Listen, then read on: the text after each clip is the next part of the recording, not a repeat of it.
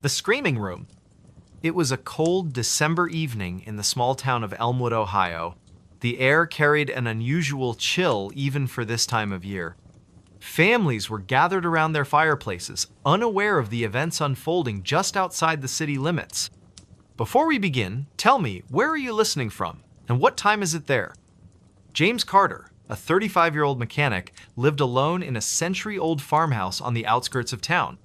His wife had passed away 5 years earlier, leaving him to care for their property by himself.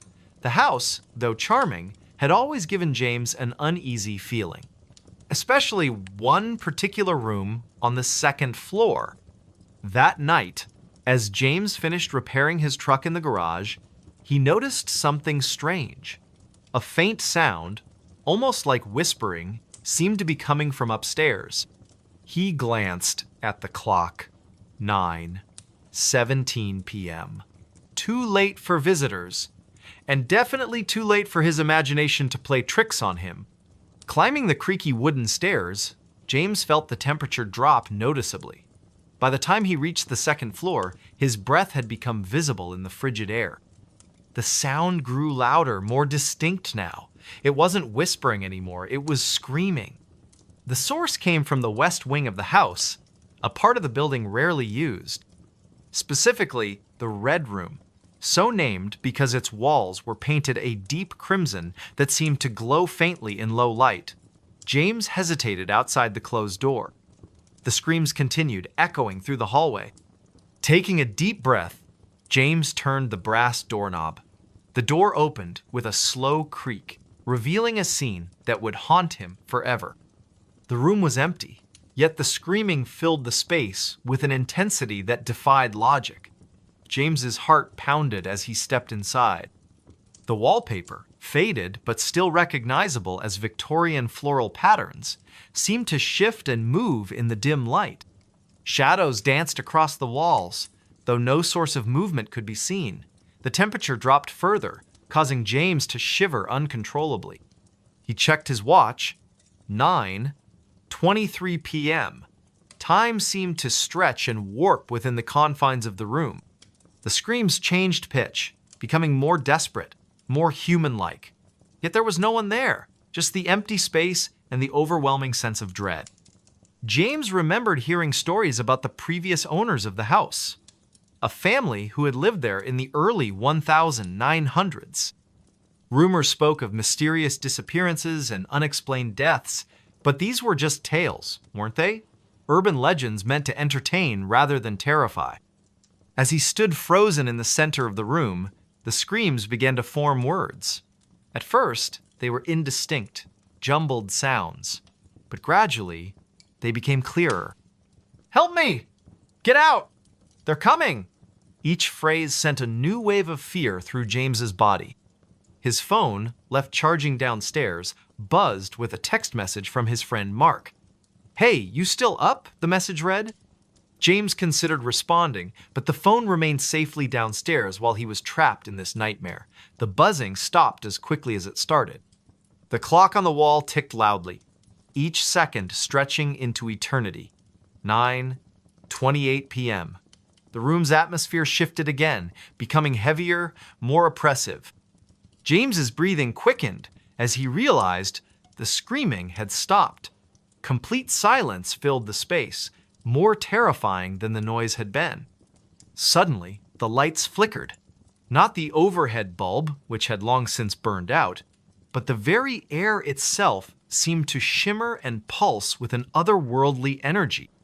Shadows detached themselves from the walls, taking on forms that defied description, shapes that twisted and writhed in ways that shouldn't be possible.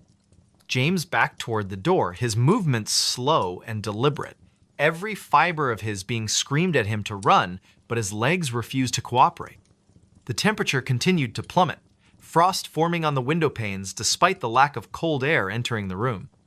At 9:34 p.m., the door slammed shut behind him. The sound reverberated through the house, shaking the very foundations. James spun around, panic rising in his chest. The handle wouldn't budge, no matter how hard he pulled or pushed. The room had sealed itself off from the rest of the world. The shapes in the corners of the room began to move closer. Their forms solidified into something resembling human figures. But not quite. Eyes glowed with an unnatural light, mouths stretched impossibly wide. Whispers filled the air once more, surrounding James on all sides. "Who are you?" James demanded, his voice trembling despite his attempt to sound authoritative. The whispers responded, though no actual words could be discerned. Instead, they formed a cacophony of sound that threatened to overwhelm his senses. Time lost all meaning. Minutes stretched into hours, or perhaps it was only seconds. James couldn't tell anymore. His watch had stopped functioning, the hands frozen at 9:36 p.m. The room seemed to expand and contract, changing size and shape with each passing moment. Then, without warning, everything went silent.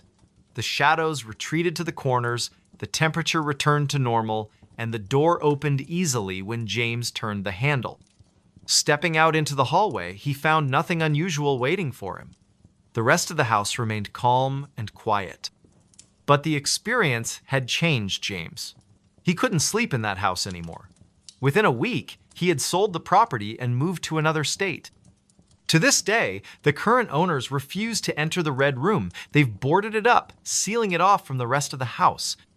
Sometimes, late at night, people walking past the old farmhouse claim to hear screams coming from within, though no one dares to investigate. The legend of the screaming room lives on, whispered among the residents of Elmwood. A reminder that some places are best left undisturbed. The story ends where it began, with a cold December evening in Ohio.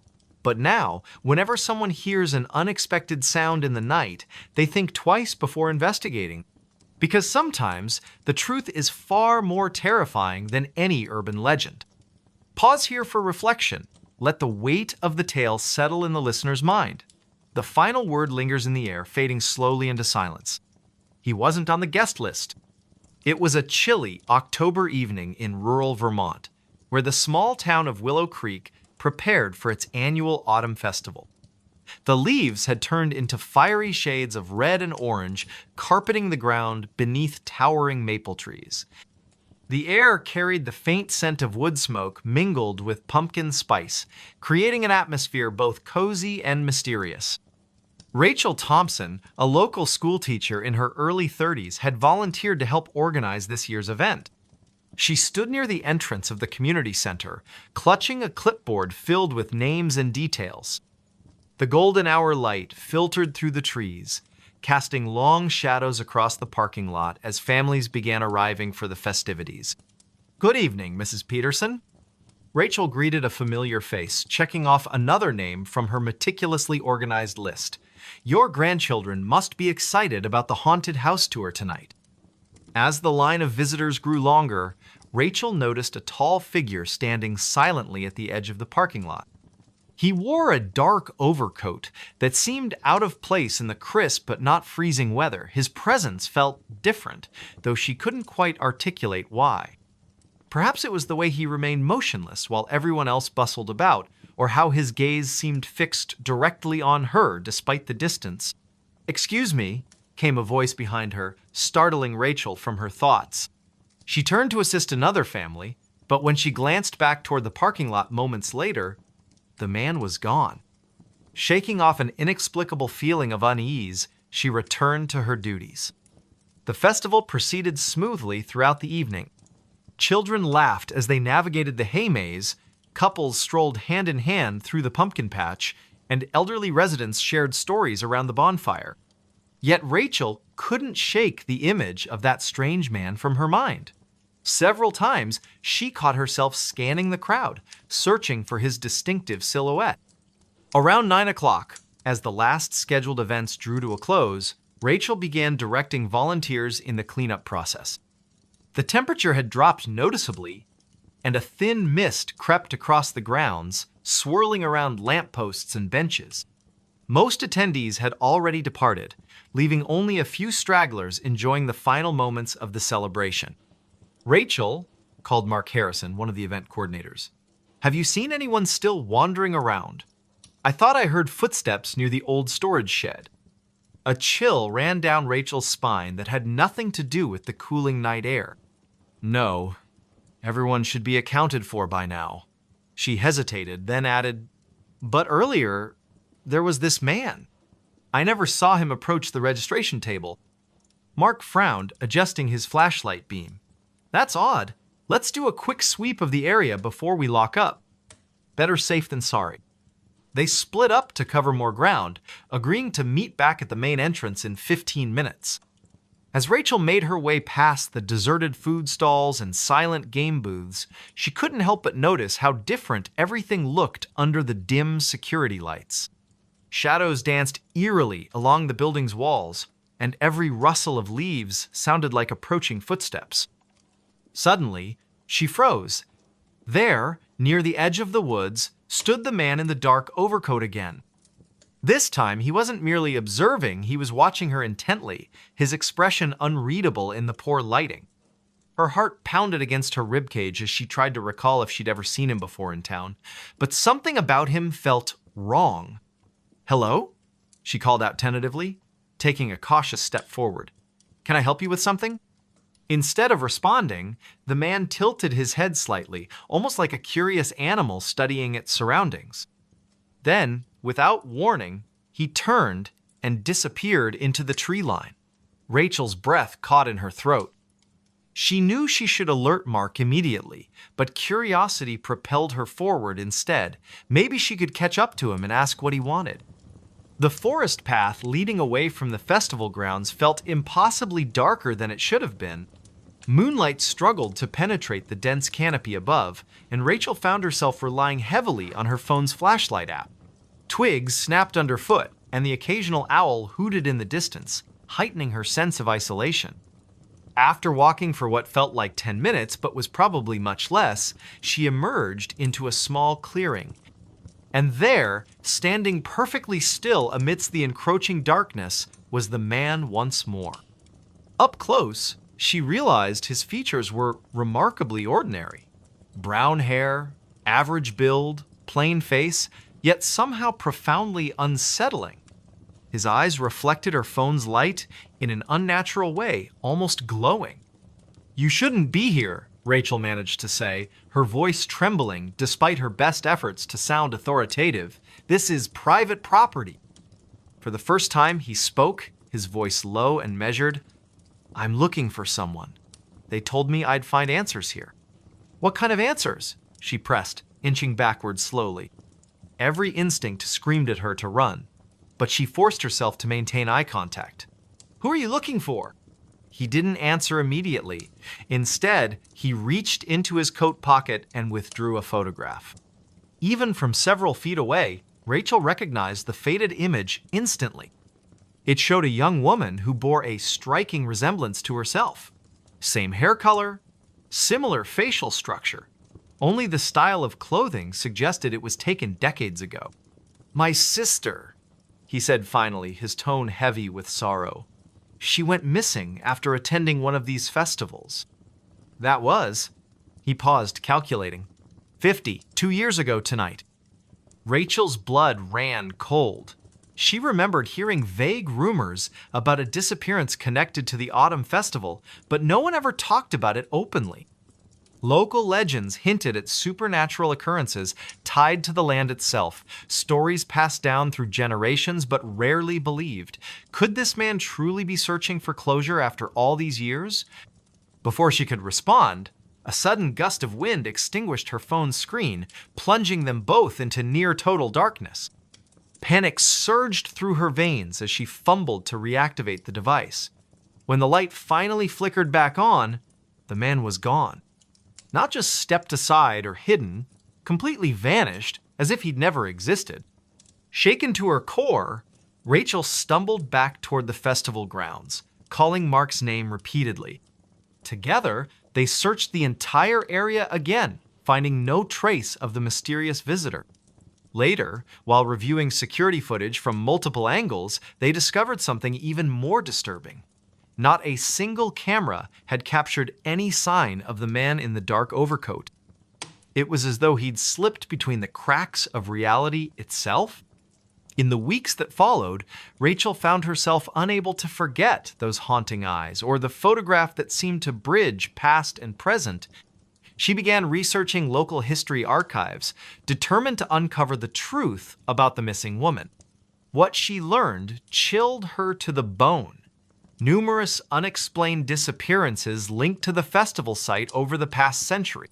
Each case involved a solitary individual vanishing without a trace during the annual celebration.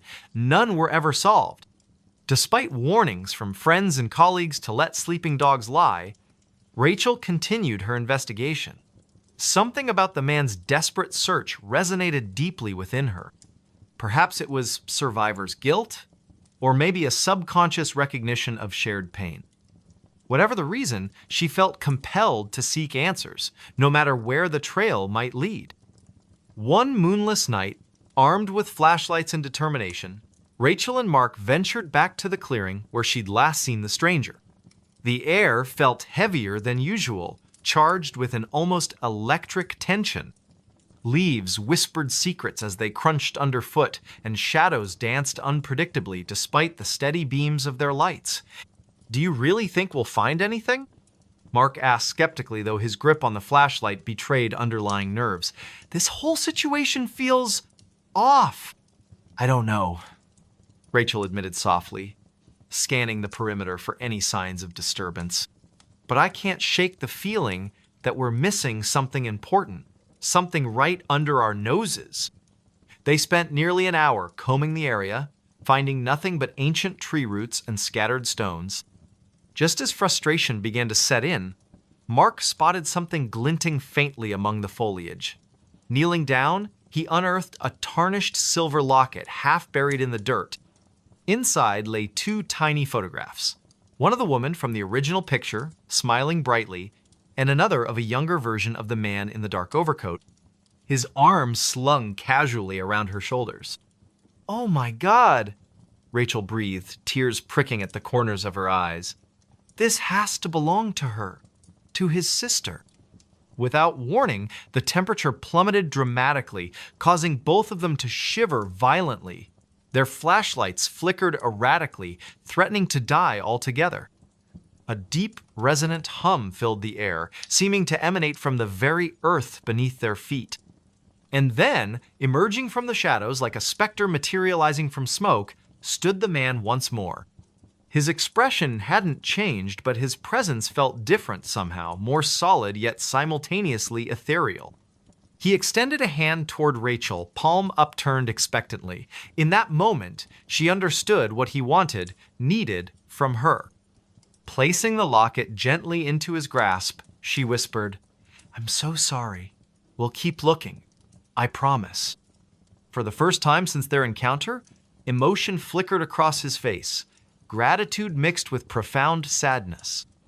Slowly, deliberately, he closed his fingers around the precious keepsake. As he did so, his form began to dissolve, fading away like morning mist beneath the rising sun. Within seconds, he was gone, leaving behind only silence and the lingering scent of autumn leaves. Back in Willow Creek, Rachel dedicated herself to preserving the memory of those lost souls whose stories had been forgotten by time. She worked tirelessly to ensure proper memorials were established and historical records updated accurately. Though she never encountered the man in the dark overcoat again, she often sensed his presence during quiet moments, a gentle reminder that some mysteries transcend human understanding, existing beyond the veil of our everyday lives. Every October, as the festival preparations begin anew, Rachel finds herself drawn to that secluded clearing deep within the woods. There, surrounded by whispering trees and dancing shadows, she leaves fresh flowers and a handwritten note promising continued vigilance.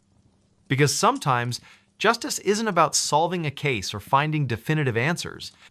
Sometimes, it's about honoring the memories of those who came before us, ensuring their voices aren't silenced forever by the passage of time.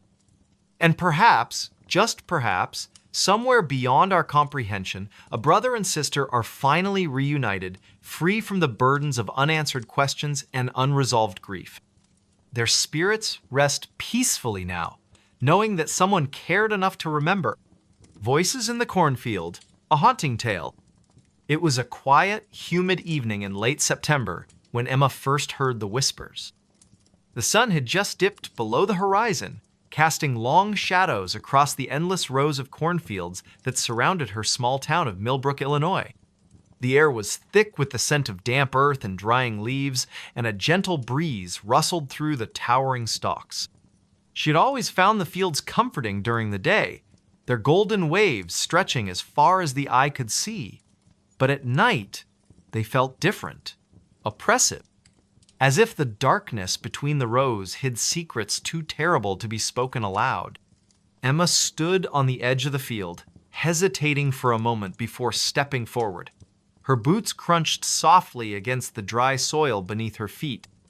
It was almost 8 o'clock, and she should have been home by now, but something had drawn her here, nagging curiosity she couldn't quite explain. Earlier that afternoon, while walking back from the general store, she'd overheard an old man muttering about strange voices coming from the cornfield. He claimed he'd heard them every night for weeks, soft murmurs carried on the wind like ghostly echoes. Most people dismissed his words as nonsense, attributing it to his age or perhaps too many years spent working under the scorching sun. But Emma couldn't shake the feeling that there might be truth to what he said. The moon hung low in the sky, its pale light filtering weakly through the dense canopy above.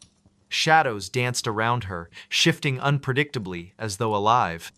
She took another cautious step deeper into the field, her heart pounding in her chest. "Hello?"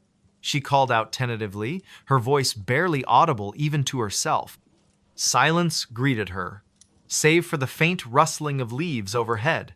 She exhaled slowly, trying to calm her nerves. Maybe this was all just her imagination playing tricks on her after hearing the old man's story. But then, faintly, she heard it all whisper. Barely more than a breath, yet unmistakable. It seemed to come from everywhere and nowhere all at once, weaving through the rows of corn like a phantom thread. Emma froze, her pulse quickening. "Who's there?" she demanded, her voice firmer this time, though laced with unease. Again, the whisper came, louder now, closer. She turned sharply, scanning the darkened rows around her, but saw nothing except the endless maze of stalks swaying gently in the breeze. "Leave me alone!" she shouted, panic beginning to creep into her tone. The whispers grew louder still, overlapping each other until they formed a cacophony of unintelligible murmurs. They weren't human voices, not entirely. There was something wrong about them, something unnatural. A chill ran down her spine as she realized she wasn't alone. Something or someone was watching her from within the shadows. She stumbled backward, her foot catching on a root hidden beneath the dirt. With a startled cry, she fell hard onto the ground, pain shooting up her arm as she landed awkwardly. For a moment, everything went silent again. Too silent. Even the rustling of the leaves seemed to fade away, leaving only the sound of her own ragged breathing. Then, without warning, a figure emerged from the darkness. It was tall, impossibly so, its silhouette blending seamlessly with the surrounding stalks. Its facif, it could even be called, that was obscured by a tangle of vines and dried husks, giving it the appearance of some grotesque scarecrow brought to life. Yet it moved with purpose, taking deliberate steps toward her. Emma scrambled to her feet, her mind screaming at her to run, but her legs refused to obey. She was rooted to the spot, paralyzed by fear. "You shouldn't have come here," the figure rasped, its voice a guttural blend of multiple tones layered atop one another. It sounded neither male nor female, neither young nor old, just wrong. "This place doesn't belong to you." "What do you want?" Emma managed to choke out, tears streaming down her face. She wanted to look away, to close her eyes and pretend none of this was real, but she couldn't. The figure's gaze held her captive, piercing through her very soul. "The voices will tell you," it replied cryptically, tilting its head in a way that made her stomach churn. Before she could respond, it raised a gnarled hand and pointed deeper into the field. Against her will, Emma found herself turning to follow its gesture. There, nestled among the rows of corn, was a clearing she hadn't noticed before. In the center of the clearing stood an ancient stone altar, its surface stained with dark streaks that looked suspiciously like dried blood. Surrounding the altar were dozens of crude effigies fashioned from twisted branches and scraps of fabric, their hollow eyes seeming to stare directly at her. "What is this?" she whispered, her voice trembling. The figure didn't answer. Instead, it began to chant in a language she didn't recognize, the syllables rolling off its tongue in a rhythmic cadence that sent shivers coursing through her body. The whispers returned, louder now, drowning out the sound of the chanting. They pressed in on her from all sides, filling her ears and clouding her thoughts until she could no longer distinguish reality from nightmare. Images flashed before her eyes' faces, contorted in agony, bodies writhing in pain, screams echoing endlessly. She clutched her head, desperate to block out the visions, but they only grew stronger. Through the chaos, one word repeated itself over and over again: reap, reap, reap, reap. And then, as suddenly as it had begun, everything stopped. The whispers ceased, the visions vanished, the figure was gone. Emma collapsed to her knees, gasping for air as she tried to make sense of what had just happened. When she finally mustered the strength to stand, she stumbled out of the field and ran all the way back to town, not stopping until she reached the safety of her home. For days afterward, Emma avoided the cornfield at all costs. She told no one what she had seen, fearing they wouldn't believe her, or worse, that they would think she was crazy. But the memories lingered, haunting her dreams and leaving her perpetually on edge. She started hearing the whispers again, faint at first, but growing louder with each passing night. No matter where she went, they followed her, taunting her with fragmented phrases she couldn't fully understand. One evening, unable to endure the torment any longer, Emma decided to confront the source of the voices once and for all. Armed with a flashlight and a pocket knife, she returned to the field, determined to uncover the truth. The moonlight illuminated her path as she navigated the labyrinthine rows, her footsteps hesitant yet resolute. When she reached the clearing, she found the altar exactly as she remembered it, but this time, it wasn't empty. Lying atop the stone slab was a book bound in cracked leather, its pages yellowed with age.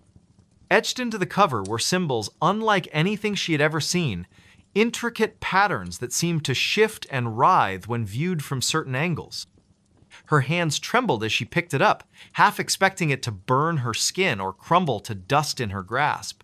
But it remained solid, heavy with secrets waiting to be uncovered.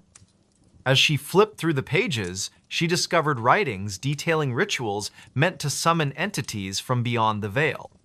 Each entry described increasingly sinister ceremonies, culminating in a final passage written in bold, jagged handwriting: "To reap is to feed is to grow. To grow is to consume." Beneath the text was a drawing of the same figure she had encountered in the field, standing beside the altar with arms outstretched. A cold realization washed over her. This wasn't just some isolated haunting, it was a cycle, a ritual perpetuated by forces far older than humanity itself. And somehow, she had become entangled in it. Before she could process further, a familiar voice echoed behind her. "You've seen enough." She spun around to find the figure standing mere feet away, its presence radiating malice. This time, however, she didn't freeze. Summoning every ounce of courage she possessed, she lunged forward, driving the pocket knife into its chest, or rather, where its chest should have been. The blade passed harmlessly through the air, leaving the figure unharmed. "You cannot kill what does not live," it sneered, reaching out to grab her wrist. Pain shot through her arm as its grip tightened, forcing her to drop the knife. "But you can join us." "No!" she screamed, thrashing wildly in its grasp. Desperation fueled her movements, and she managed to break free, stumbling backward toward the edge of the clearing. Without thinking, she hurled the book into the air, watching as it landed squarely on the altar. Sparks erupted from the pages, igniting a fire that spread rapidly across the dry wood. The figure let out an unearthly shriek, its form flickering like a dying flame. "You don't know what you've done!" it roared, dissolving into smoke as the flames consumed the altar. Within moments, the entire clearing was ablaze, the heat searing her skin as she fled back toward the safety of the town. When she emerged from the field, coughing and covered in soot, she expected to feel relief. Instead, she felt emptiness, a void left behind by whatever force had been unleashed. The whispers were gone, replaced by an oppressive silence that weighed heavily on her shoulders. She knew deep down that destroying the altar hadn't ended the cycle, it had merely delayed it. Years later, residents of Millbrook would speak in hushed tones about the night the cornfield burned. Some claimed they saw shapes moving among the ashes, their forms indistinct yet undeniably present. Others reported hearing faint murmurs carried on the wind, though no one dared investigate further. As for Emma, she left town soon after, unable to bear the weight of what she had witnessed. But wherever she went, the memory of those voices followed her, a reminder that some secrets are best left buried. The last passenger never got off. It was a cold, damp night in the small town of Millbrook, nestled deep within the woods of upstate New York. The air carried an eerie stillness, broken only by the faint rustling of leaves and the distant hum of crickets. Somewhere near the edge of the forest, the old train station stood abandoned, its wooden structure warped and weathered by time. Paint peeled off the sign that once proudly announced Millbrook Station, now barely legible under layers of grime and neglect. Few people ventured here anymore, except for curious teenagers daring each other to explore its haunted history, or so the rumors went. On this particular evening, a group of 5 friends decided to visit the station as part of their weekend adventure. They had heard tales about strange occurrences at the sight whispers of passengers who never disembarked from the final train to pass through decades ago. None of them truly believed in ghosts, but the thrill of trespassing on forbidden ground was too tempting to resist. Among them were Emma, a skeptic with a sharp tongue; Daniel, her boyfriend, who loved anything supernatural; Mia, the quiet one who always seemed lost in thought; Jake, the joker whose laughter could fill even the darkest spaces; and Olivia, the cautious one who often served as the voice of reason. They arrived just after sunset, parking their car a mile away to avoid drawing attention. The walk to the station felt longer than expected, the path illuminated only by the dim glow of their flashlights. Shadows danced along the trees, creating shapes that looked almost human if you squinted hard enough. As they approached the station, the atmosphere grew heavier, as though the very air resisted their presence. "This place gives me the creeps," Olivia muttered, clutching her flashlight tightly. "Are we sure this is safe?"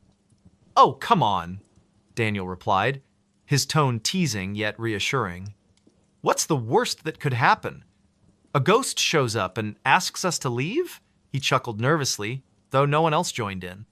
Emma rolled her eyes. "Let's just get this over with. I want to see what all the fuss is about." Inside the station, the floorboards creaked beneath their feet, protesting every step they took. Dust coated every surface, and the scent of mildew filled the air. Graffiti covered the walls, crude messages scrawled by those who sought to leave their mark on the forgotten building.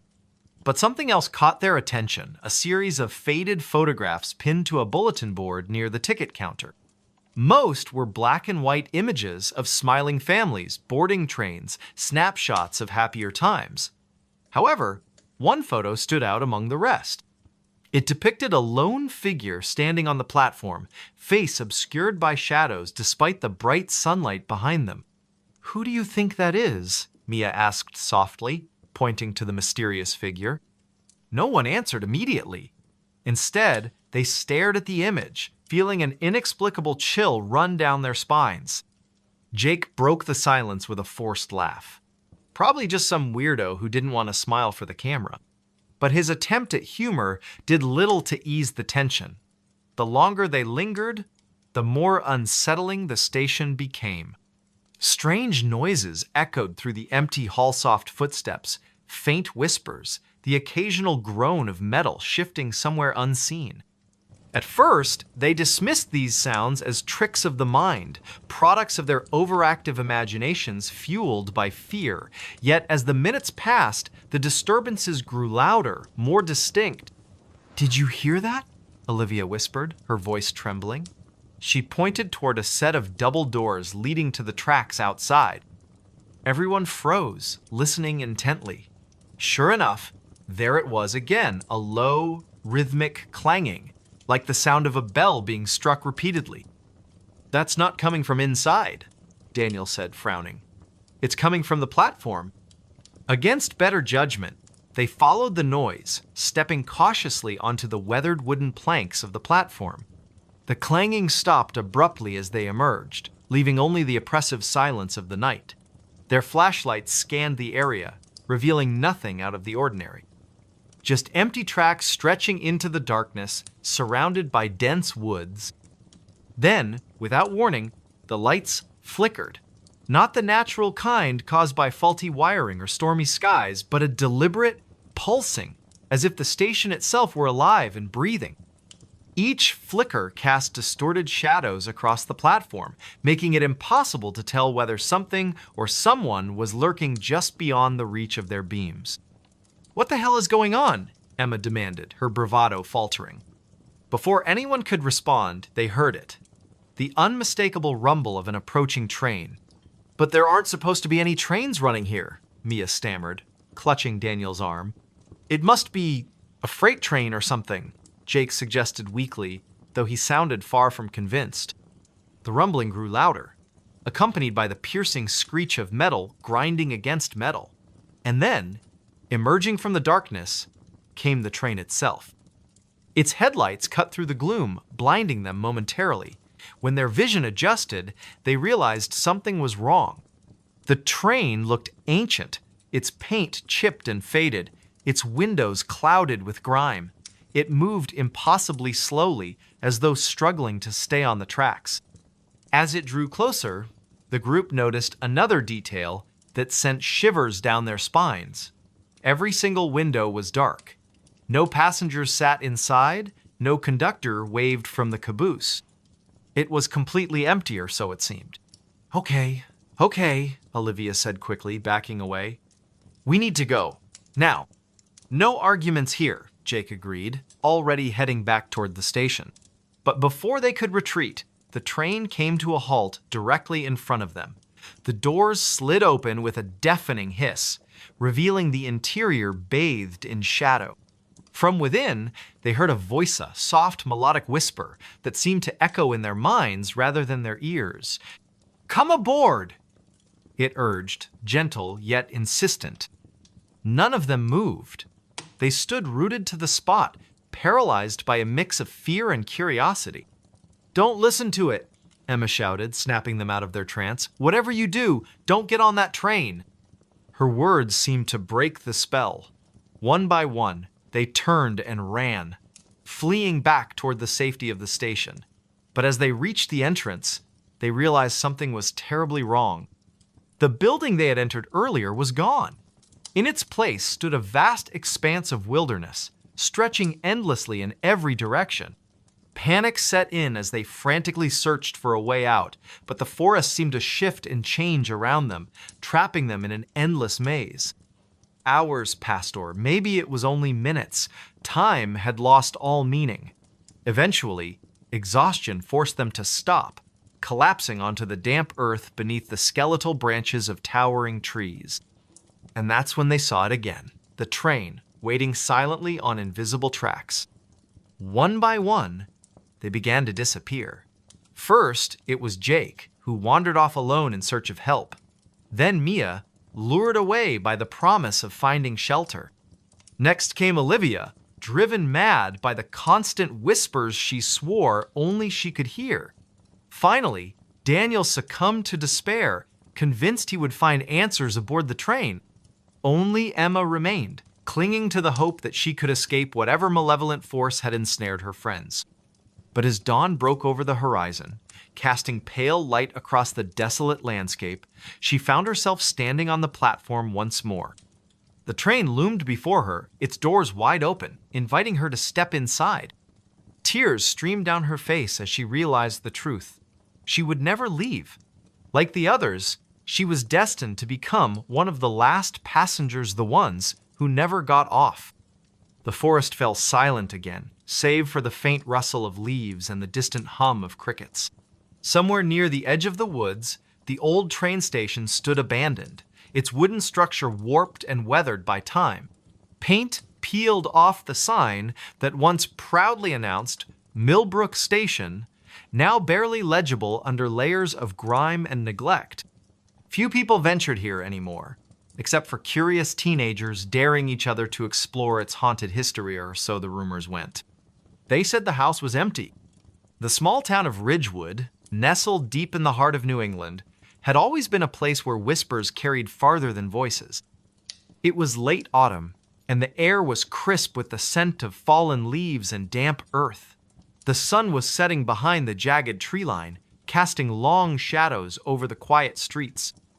A young woman named Emily Carter had just returned to her hometown after years of living in the city. She had come back for one reason: to settle the estate of her late uncle, a man she barely remembered from her childhood. Emily parked her car in front of the old house on Maplewood Lane, its peeling paint and sagging porch giving it an air of abandonment. She stepped out of the car, her boots crunching softly against the gravel driveway. The house stood at the edge of town, surrounded by dense woods that seemed to lean inward, as if trying to swallow it whole. Locals had always avoided this place, calling it cursed or haunted. But Emily dismissed such tales as superstition. "It's just an old house," she muttered under her breath, though her voice trembled slightly. "Nothing more." She reached into her coat pocket and pulled out the key her lawyer had given her earlier that day. The metal felt cold against her fingers as she inserted it into the lock. With a creak that echoed through the stillness, the door swung open. The interior was dark, the air heavy with the smell of mildew and decay. Emily fumbled for the light switch, her hand brushing against the rough texture of the wall. When the overhead bulb flickered to life, revealing the dusty furniture and cobweb-covered corners, she let out a shaky breath. "Not exactly homey," she said aloud, attempting to mask her unease with sarcasm. As she began to explore the house, her footsteps echoed ominously on the creaky wooden floors. Each room she entered seemed frozen in time, filled with relics of a life long forgotten. In the kitchen, yellowed newspapers lay scattered across the counter, their headlines faded but still legible. On the dining table sat a single plate, untouched and covered in a fine layer of dust. Something about the scene made Emily's stomach churn. It was then that she noticed the faint sound of footsteps coming from upstairs. Her heart skipped a beat. "Hello," she called out, her voice wavering. "Is someone there?" Silence greeted her words, broken only by the distant rustle of trees outside. Shaking her head, she tried to convince herself it was just the wind or the settling of the old house. But deep down, she couldn't ignore the creeping sensation that she wasn't alone.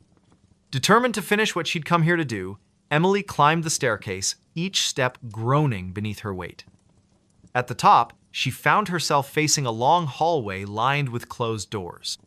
One of them stood slightly ajar, a sliver of dim light spilling out onto the floor. She hesitated, her hand hovering over the doorknob. "Who could possibly be here?" she whispered, her voice trembling with a mix of fear and curiosity. Pushing the door open, she stepped inside. The room was empty, save for a rocking chair in the corner, swaying gently as if someone had just gotten up from it. Emily froze, her eyes darting around the space. There was no one there, yet the movement of the chair defied explanation. She backed out slowly, her pulse racing. By the time she reached the bottom of the stairs, night had fallen completely. Shadows danced across the walls, cast by the flickering light of the single bulb above her head. Emily decided to call it a night, retreating to her car to retrieve her overnight bag. As she crossed the threshold once more, she felt a sudden chill run down her spine. The temperature in the house had dropped noticeably, despite the lack of windows being open. She wrapped her arms around herself, trying to shake off the feeling of dread that was steadily growing within her. Setting her bag down in the living room, she lit a few candles to supplement the weak electric light. That's when she heard a soft whisper, so faint it might have been her imagination. Leave. Her blood ran cold. "Who's there?" she demanded, her voice stronger now, though her hands were shaking. No response came, but the whisper repeated itself, louder this time. "Leave while you can." Panic rising, Emily grabbed her phone and dialed the local sheriff's office. The operator assured her they would send someone over immediately, but as she hung up, she realized how isolated the house truly was. By the time help arrived, anything could happen. Minutes passed like hours as she sat huddled on the couch, clutching a flashlight. Every creak of the house sent her nerves spiraling. Finally, headlights appeared in the distance, cutting through the darkness. Relief washed over her as two officers stepped out of their patrol car and approached the house. "Evening, ma'am," one of them said, tipping his hat. "You reported some trouble?" Trying to steady her breathing, Emily explained everything: the footsteps, the rocking chair, the whispers. The officers exchanged skeptical glances but agreed to take a look around. They searched every room, shining their flashlights into every shadowy corner. "Seems clear to me," the taller officer said finally, scratching his chin. "Old houses like this tend to make noises. Probably nothing to worry about." "But I know what I heard," Emily insisted, frustration creeping into her tone. "We'll keep an eye on things tonight," the other officer promised, though his expression suggested he didn't believe her. "If anything else happens, give us a call." With little choice but to accept their assessment, Emily watched them leave, the sound of their car fading into the distance. Alone again, she locked the door and barricaded it with a chair, hoping to feel safer. But sleep eluded her, and the night stretched on endlessly. Sometime after midnight, the whispers returned, louder and more insistent. "You shouldn't have come back." This time, Emily saw something move in the corner of her vision. Whirling around, she caught a glimpse of a figure standing in the doorway before it vanished. Her scream pierced the silence, echoing through the house like a banshee's wail. Desperate, she grabbed her car keys and bolted for the door, not caring about leaving her belongings behind. The cool night air hit her face as she stumbled toward her car, tears streaming down her cheeks. Back in town, she checked into a motel, unable to stop shaking. The next morning, she went straight to the library, determined to uncover the truth about the house. After hours of digging through old records and newspaper clippings, she discovered something chilling. Decades ago, a family had lived in the house: mother, father, and their young daughter. Tragedy struck when the parents died under mysterious circumstances, leaving the child orphaned. Neighbors claimed the girl had gone mad, wandering the woods until she disappeared without a trace. Some believed she had taken her own life. Others whispered of darker forces at play.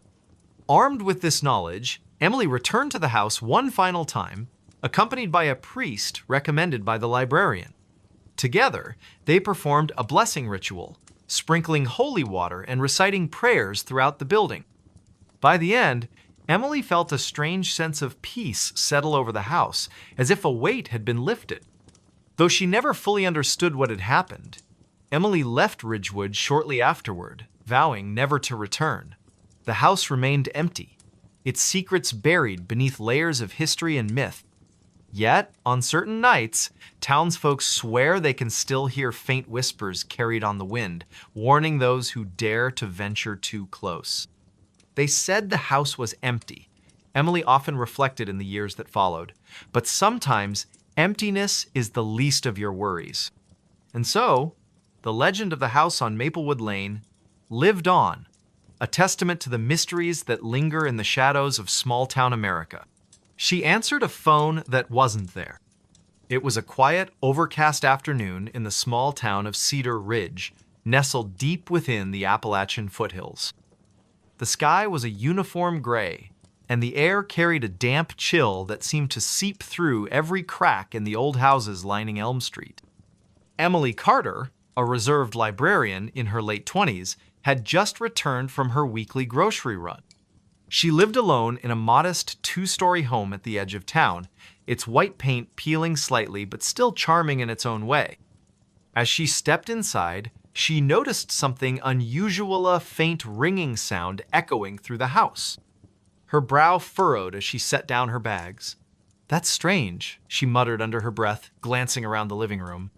She didn't own a landline phone, nor did she have any devices capable of producing such a clear, mechanical ring. It wasn't her cell phone either. It lay silent on the kitchen counter, screen dark. The ringing continued, steady and persistent, as if demanding attention. Emily hesitated for a moment, then followed the sound. It seemed to be coming from upstairs. Each step creaked beneath her weight, amplifying the eerie atmosphere. The hallway upstairs was dimly lit, shadows stretching long across the worn carpet. The ringing grew louder, more insistent, until she found herself standing outside the door to the spare bedroom she rarely used. With a deep breath, she turned the doorknob and pushed the door open. Inside, the room was exactly as she'd left it last. Dusty furniture draped with old sheets, a single window letting in muted light. But there, sitting on the floor, in the center of the room, was an old rotary phone. Its black cord snaked across the floor like a serpent, disappearing into the wall where no outlet existed. Emily froze, her heart pounding in her chest. This phone hadn't been there before, she was certain of it. Yet here it sat, ringing insistently, almost tauntingly.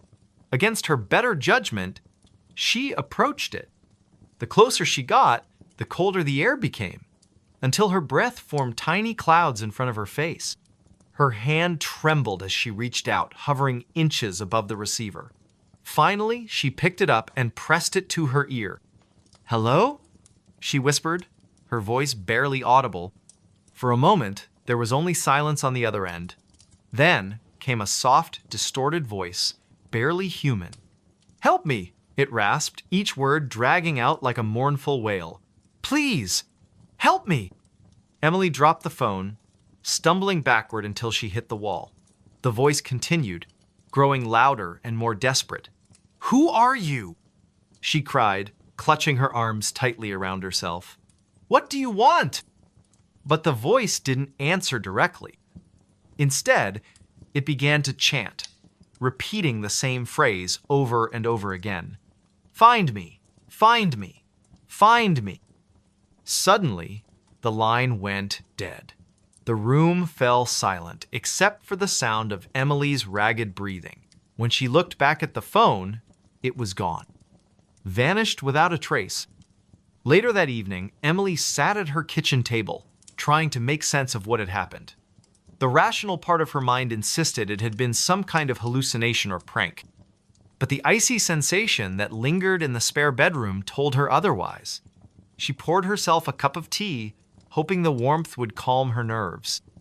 Outside, the wind howled through the trees, rattling the windows and adding to her unease. Unable to shake the memory of the voice, she decided to investigate further. She pulled out her laptop and began searching local archives, looking for anything unusual tied to her house or the surrounding area. After hours of digging, she stumbled upon an article from decades ago. It described the disappearance of a young woman named Clara Bennett, who had vanished without a trace one stormy night.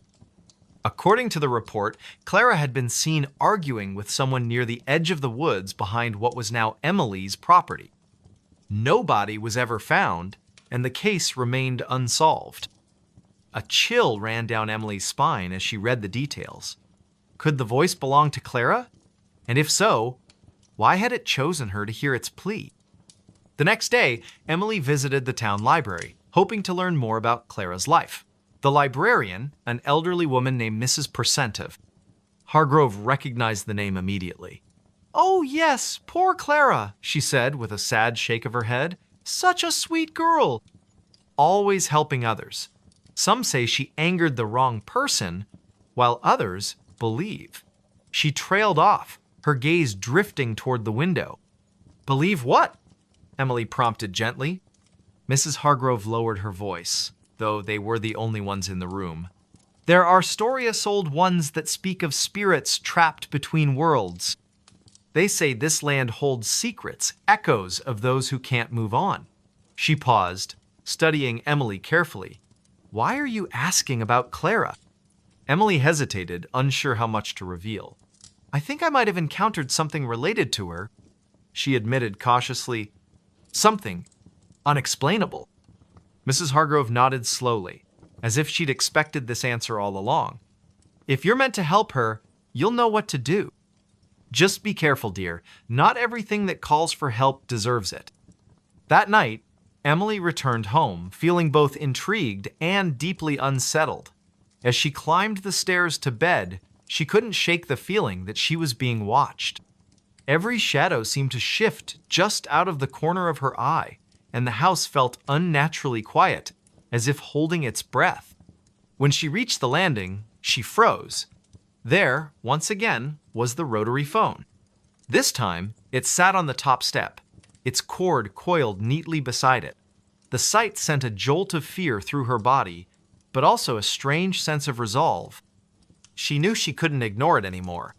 Kneeling down, she picked up the receiver and held it to her ear. "Clara?" she asked tentatively. "Yes," came the reply, softer this time, but unmistakably the same voice. "You hear me. You must find me." "Where are you?" Emily demanded, her voice trembling.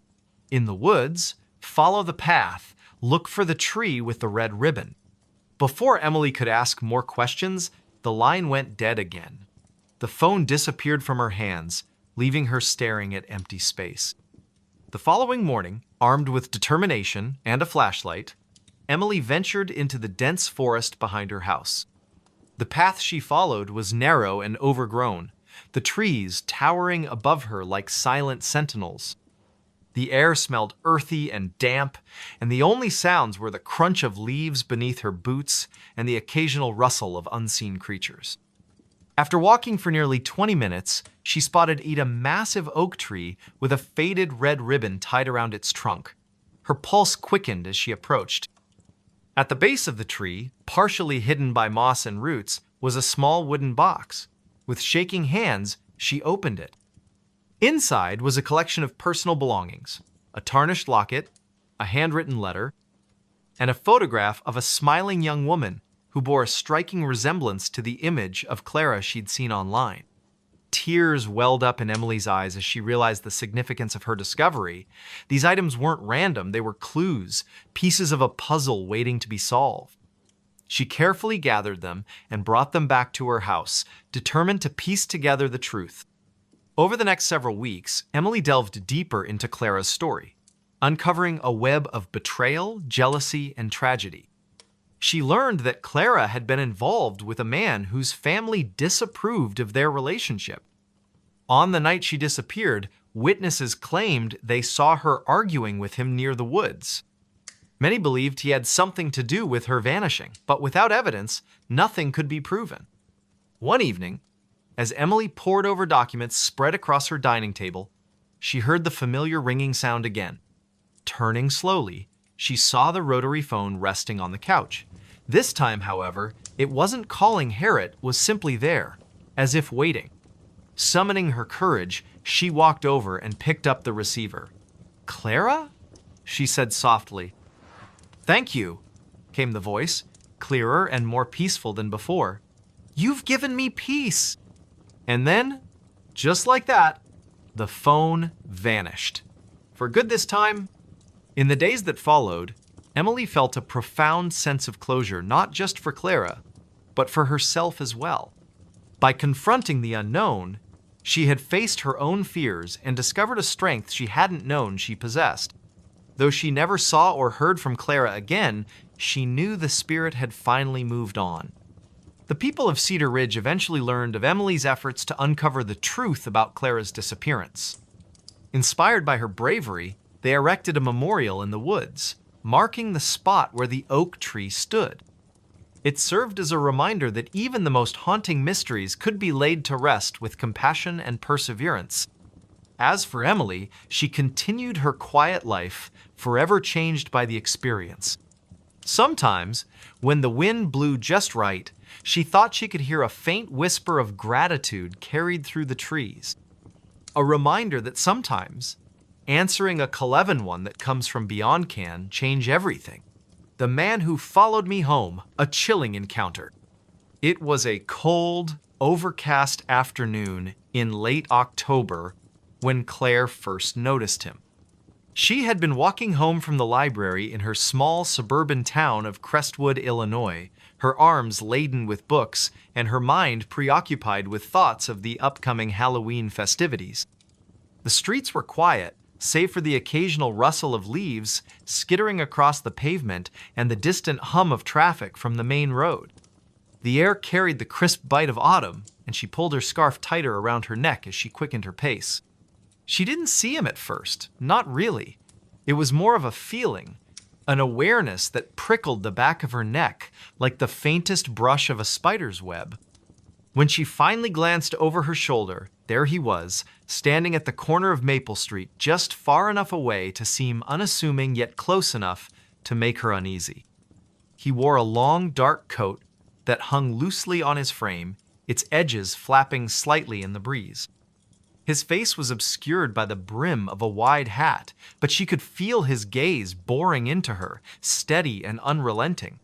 Claire hesitated for a moment, her breath catching in her throat. "Who is he?" she wondered aloud, her voice barely above a whisper. She shook her head, chiding herself for being paranoid.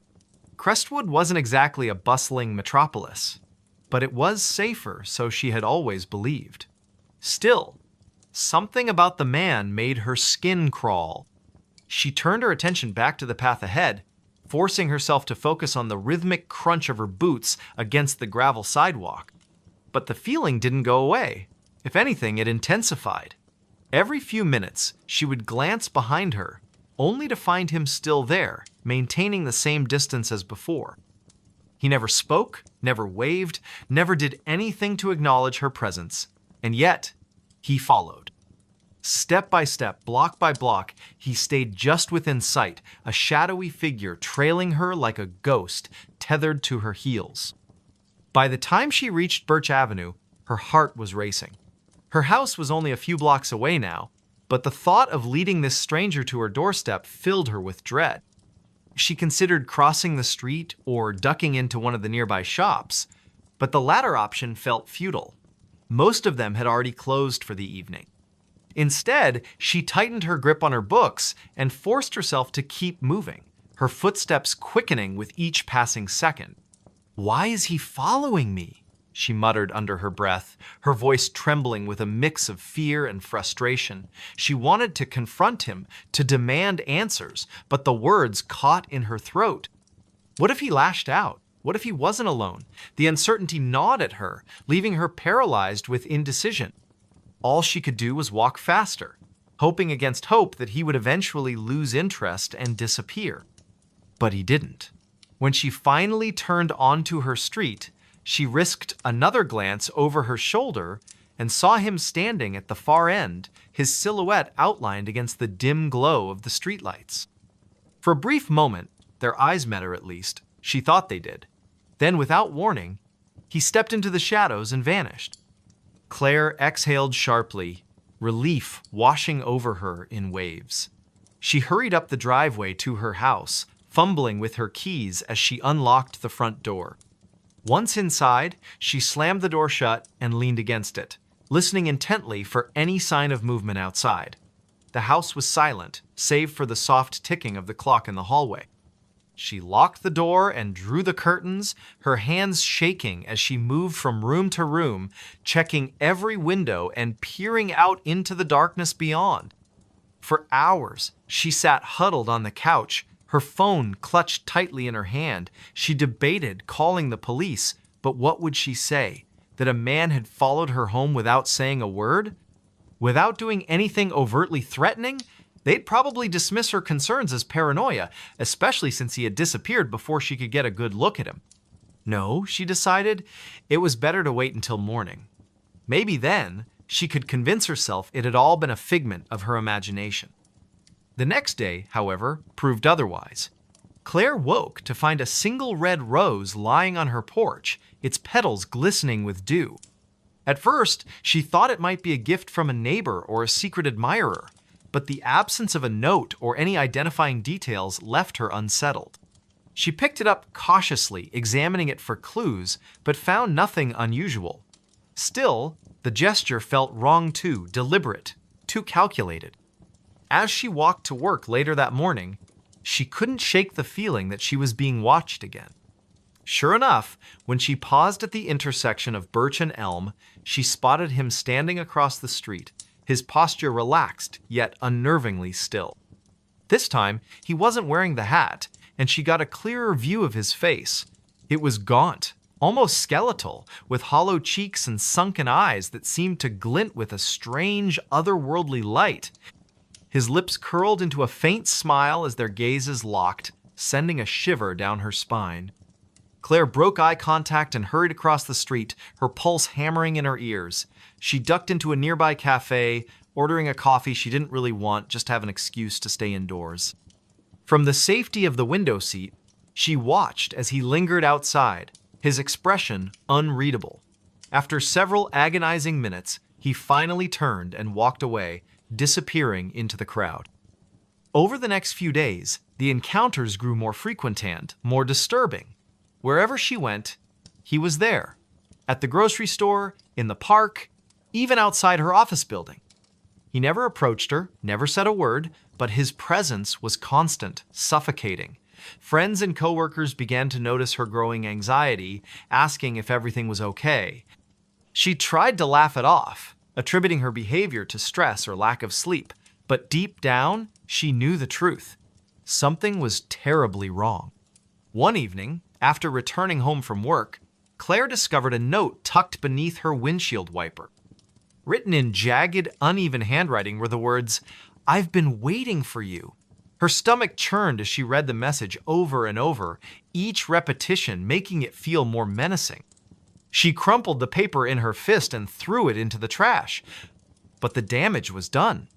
Sleep eluded her that night, her mind racing with questions she couldn't answer. Who was he? What did he want from her? And why wouldn't he leave her alone?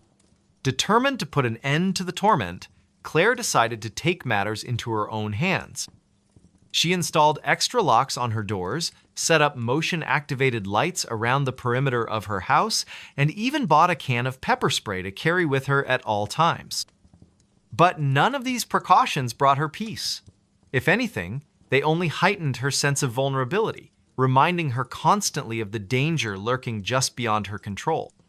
One particularly restless night, she heard a soft tapping sound coming from the living room. At first, she thought it might be the wind rattling the windows, but when she investigated, she found the source of the noise. A single finger pressed against the glass of her sliding door. It was him. His face loomed mere inches away, pale and expressionless, his eyes gleaming with an intensity that made her blood run cold. Without thinking, Claire grabbed the nearest object, a heavy ceramic vase, and hurled it at the door. The impact startled him, causing him to stumble backward. Seizing the opportunity, she bolted to her bedroom and locked the door behind her, her chest heaving as she fought to catch her breath. Outside, she heard the unmistakable sound of footsteps retreating into the night. The next morning, she called the police, recounting everything that had happened in painstaking detail. To her surprise, they took her seriously, promising to patrol the area more frequently and advising her to document any future incidents. For a while, things seemed to improve. The man stopped appearing in public places, and the notes ceased entirely. Claire allowed herself to believe that the nightmare was finally over. But then, on a rainy Tuesday evening, she received a package in the mail. There was no return address, no indication of who had sent it. Inside, she found a photograph of herself taken from outside her bedroom window, along with a short letter written in the same jagged handwriting as before. The message was simple yet chilling. "You can't escape me." Panic surged through her veins as she realized the implications. He had been watching her all along, studying her routines, learning her habits. The idea that he knew her life so intimately down to the layout of her home was unbearable. She packed a bag and fled to a friend's house in Chicago, hoping the distance would offer some measure of protection. For weeks, she lived in a state of constant vigilance, jumping at every unfamiliar sound and avoiding crowded spaces where she might encounter him. Yet, despite her efforts, she couldn't shake the feeling that he was still out there, biding his time. One night, as she lay awake in bed, she heard the faintest creak of floorboards in the hallway. Her heart stopped. Slowly, she reached for the baseball bat she kept beside her bed and crept toward the door. When she opened it, the hallway was empty, or so she thought. As she turned to go back to bed, a hand shot out from the shadows, grabbing her wrist with an iron grip. She screamed, swinging the bat wildly, but he was too strong. His face emerged from the darkness, twisted into a grotesque grin that revealed rows of jagged teeth. "You should have stayed," he whispered, his voice low and guttural. "Now you'll never be free." Claire's world dissolved into chaos. She struggled, kicked, clawed, but it was no use. His strength was overwhelming, his presence suffocating. Just as she felt consciousness slipping away, she heard the distant wail of sirens. Whether they were real or imagined, she couldn't tell. All she knew was that she had failed to escape the man who followed her home. He laughed, but no one was around. It was a quiet, overcast afternoon in the small town of Pine Ridge, tucked away in the rolling hills of rural Pennsylvania. The sky hung low and gray, casting long shadows across the landscape as if nature itself were holding its breath. Most of the townsfolk had retreated indoors to escape the chill that lingered in the air, leaving the streets eerily deserted. Somewhere in the heart of this sleepy community stood an old, decrepit house known only as the Laughing House. Locals avoided it at all costs, claiming strange noises emanated from within laughter, they said, deep and echoing, though no one lived there anymore. On this particular day, a group of 5 friends decided to investigate the rumors surrounding the house. They weren't thrill seekers or paranormal enthusiasts, they were just bored teenagers looking for something to do on a gloomy Saturday afternoon.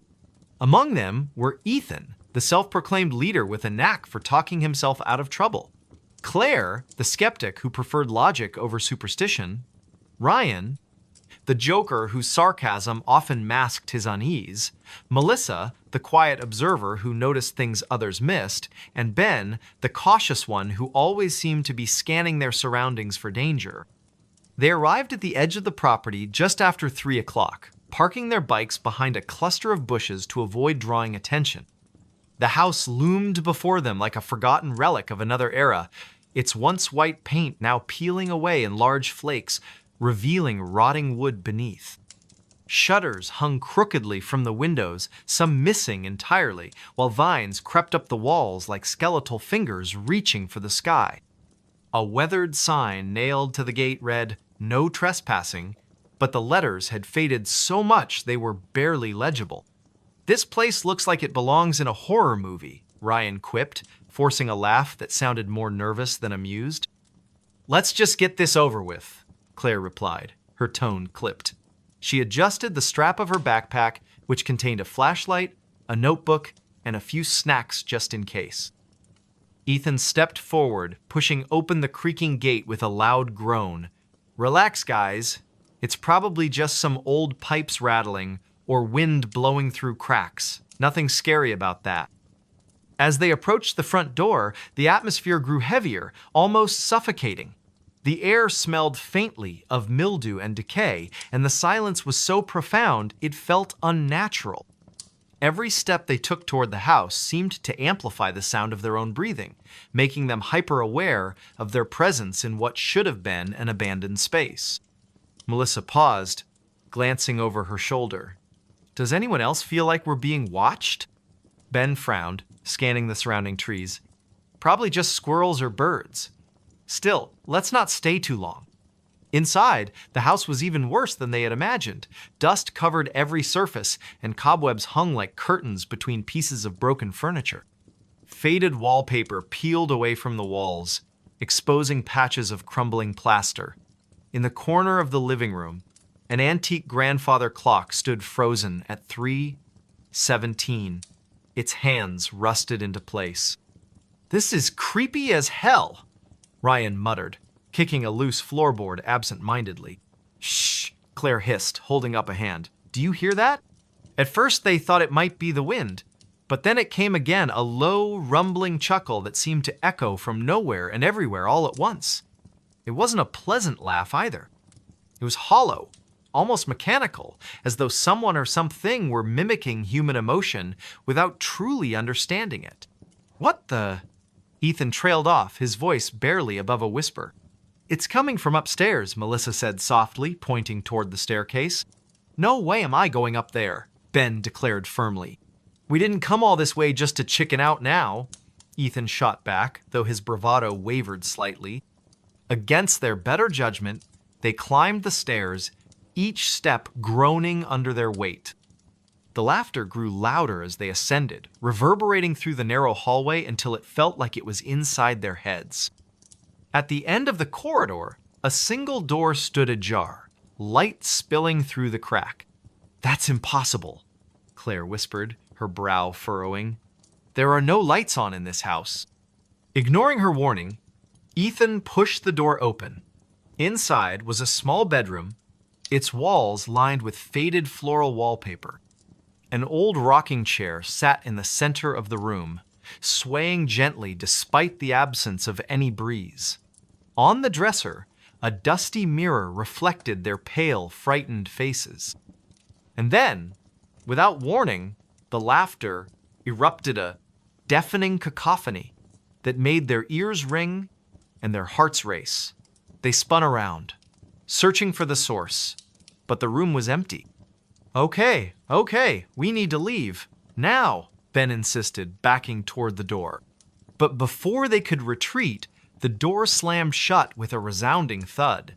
The laughter continued, growing louder and more distorted until it sounded less like a person and more like static on an old radio.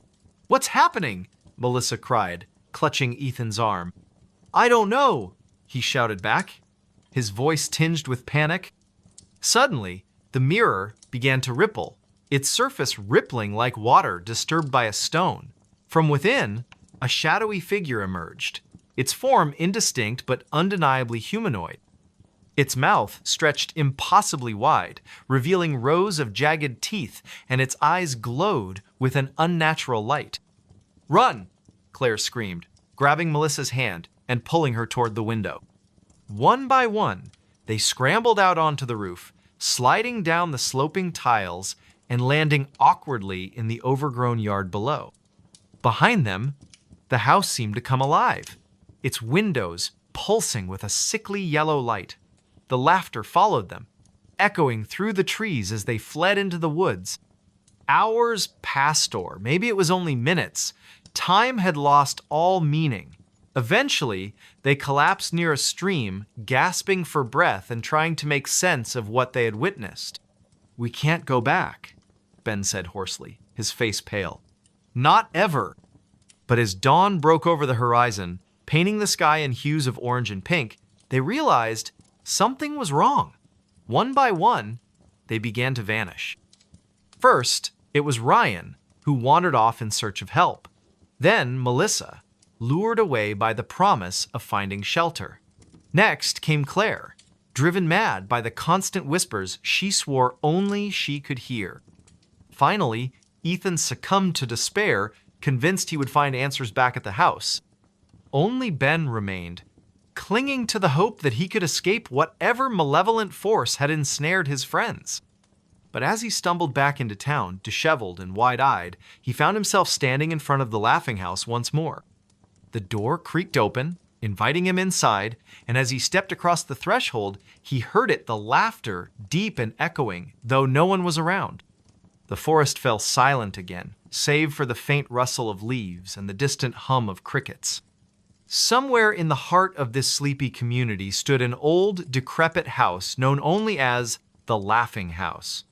Locals avoided it at all costs, claiming strange noises emanated from within laughter, they said, deep and echoing, though no one lived there anymore. The campground that disappeared. It was late summer, the kind of season where the days stretched endlessly and the nights carried a cool breeze that hinted at autumn's approach. The small town of Pine Ridge, nestled deep within the sprawling forests of the Pacific Northwest, was known for its dense woods, winding rivers, and a history steeped in folklore.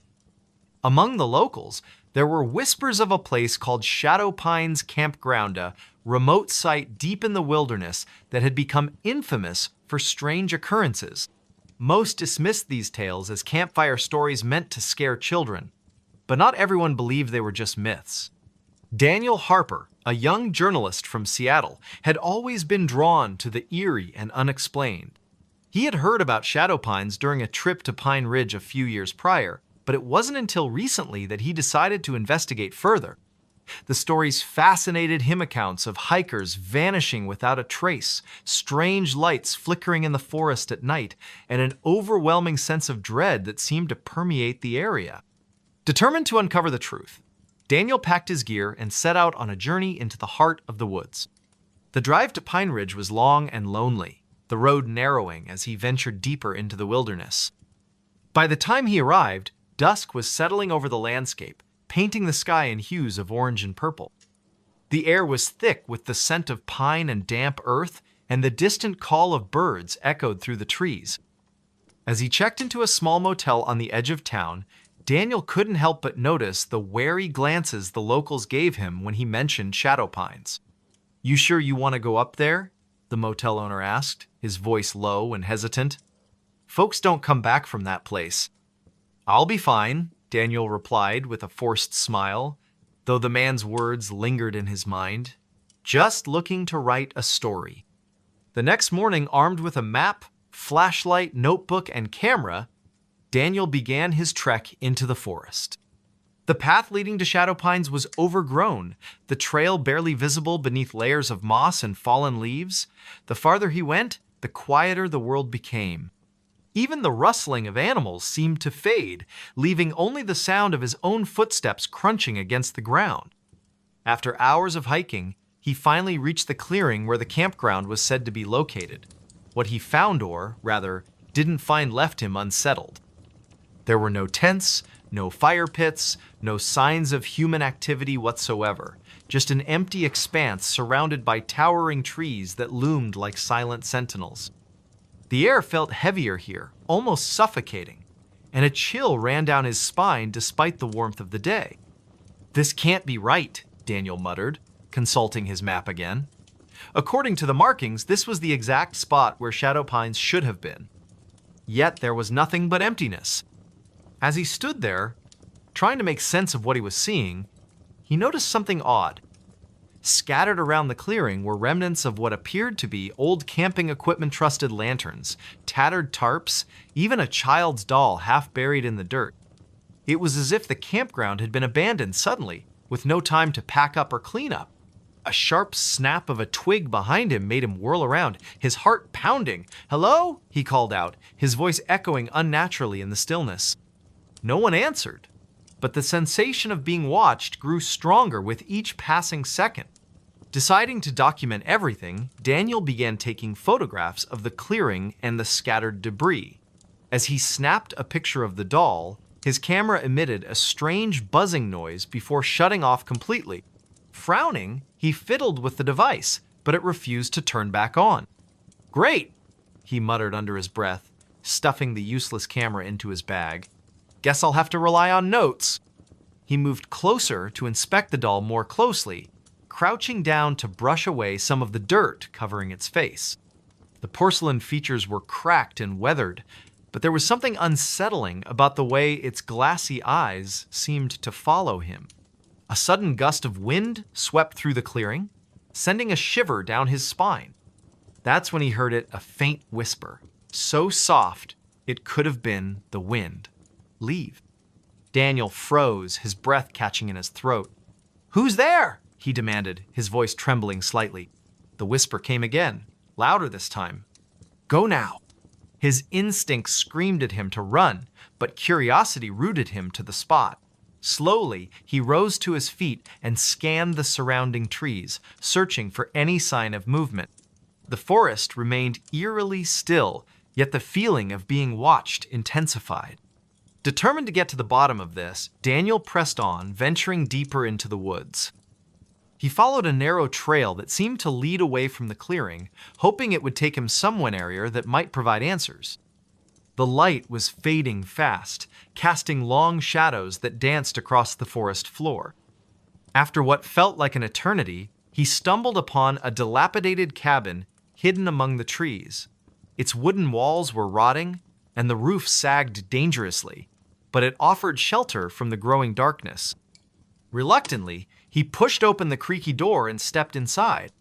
The interior was dimly lit by the last rays of sunlight filtering through the cracks in the walls. Dust covered every surface, and the air smelled of decay. In the center of the room stood a rickety table, atop which lay a collection of objects: a journal, a pocket watch, and a bundle of faded photographs. Curiosity getting the better of him, Daniel picked up the journal and began flipping through its pages. The entries were written in shaky handwriting, detailing the experiences of someone who had once stayed at Shadow Pines. The writer described hearing voices in the night, seeing shadowy figures moving between the trees, and feeling an unbearable sense of dread that never lifted.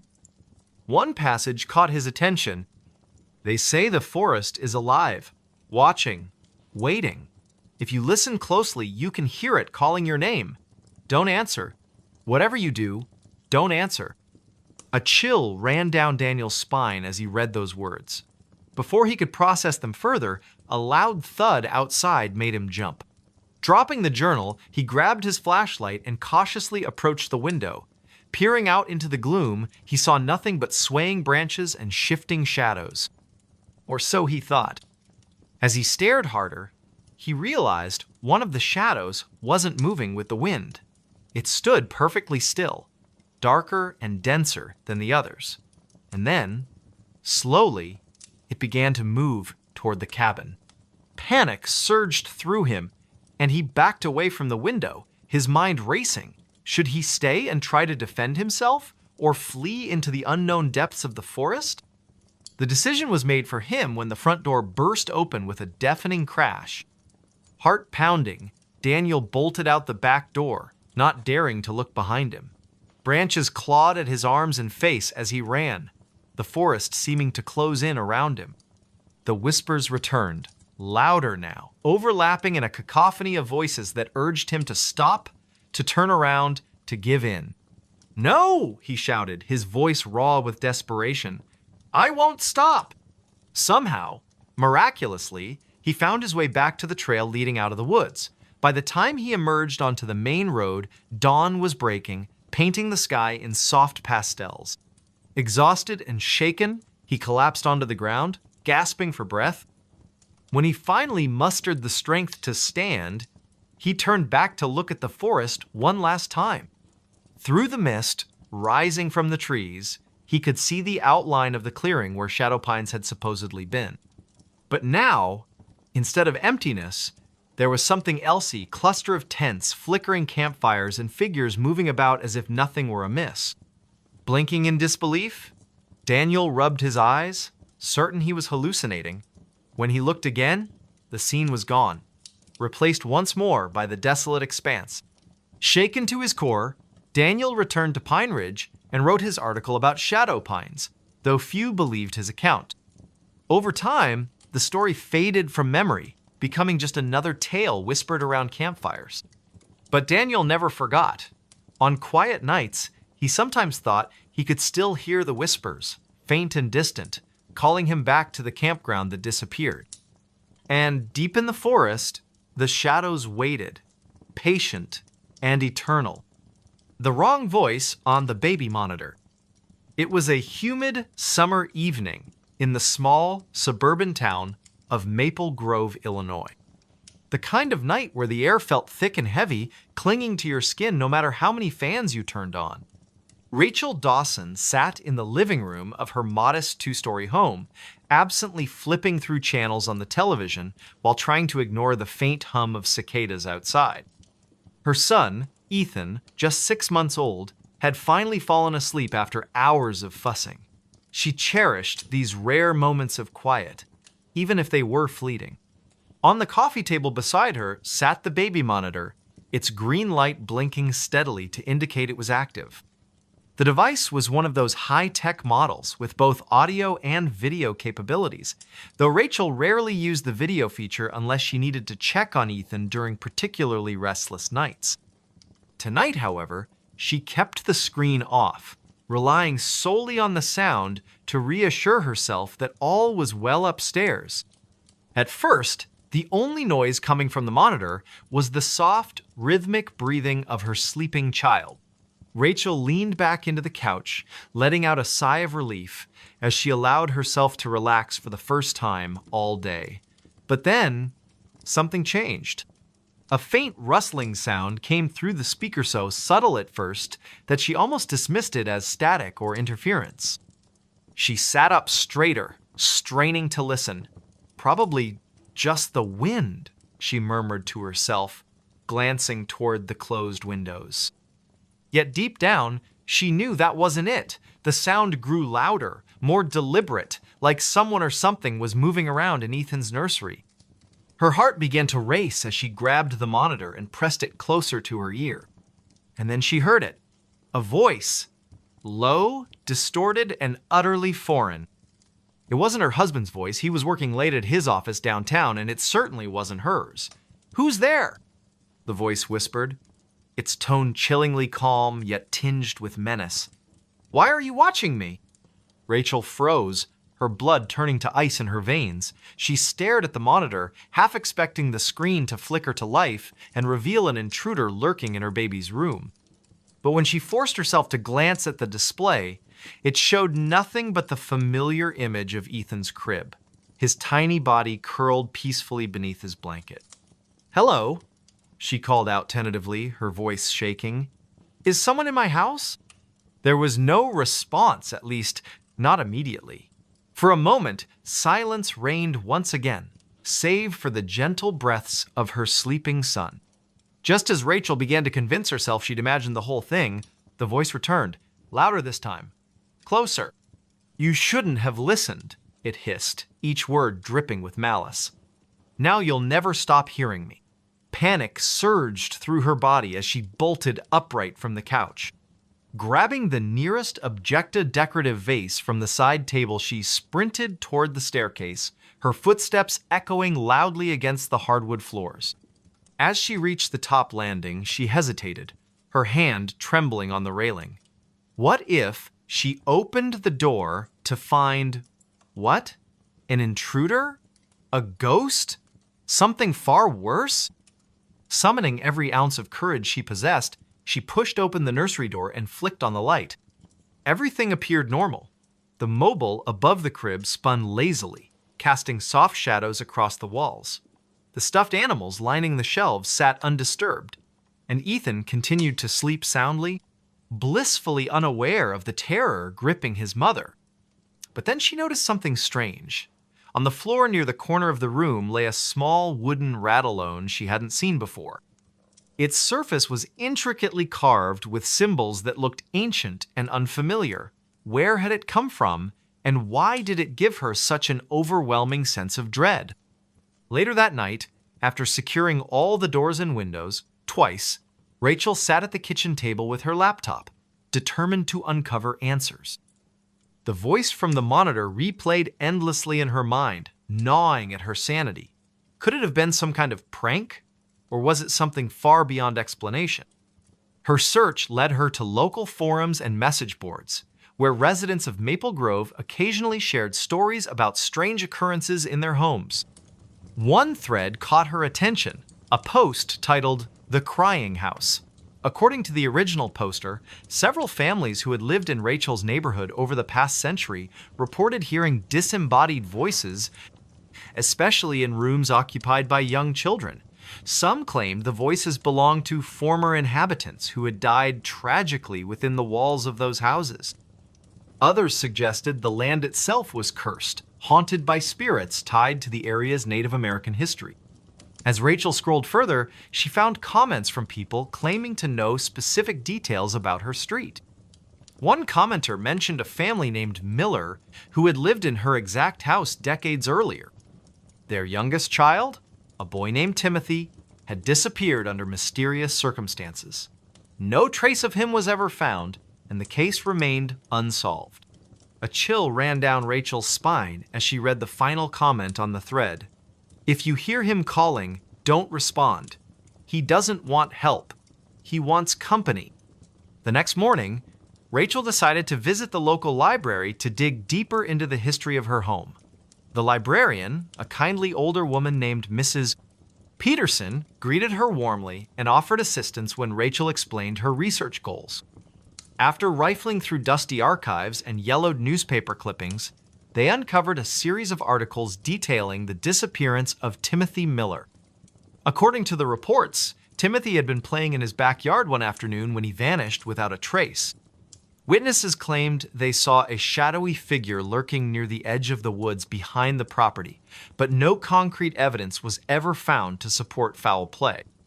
Over time, rumors circulated that Timothy's spirit still wandered the house, searching for closure, perhaps revenge. Mrs. Peterson leaned in closer, lowering her voice to a whisper. "People say the Millers tried everything to contact him," she said solemnly. "Psychics, seances, even exorcisms. Nothing worked. Eventually, they moved away, convinced the house was cursed." Rachel thanked the librarian and left the building feeling more uneasy than ever. If the voice on the monitor truly belonged to Timothy or whatever remained of him, what did it mean for her and Ethan? That evening, Rachel installed extra locks on all the doors and set up motion-activated cameras around the perimeter of the house.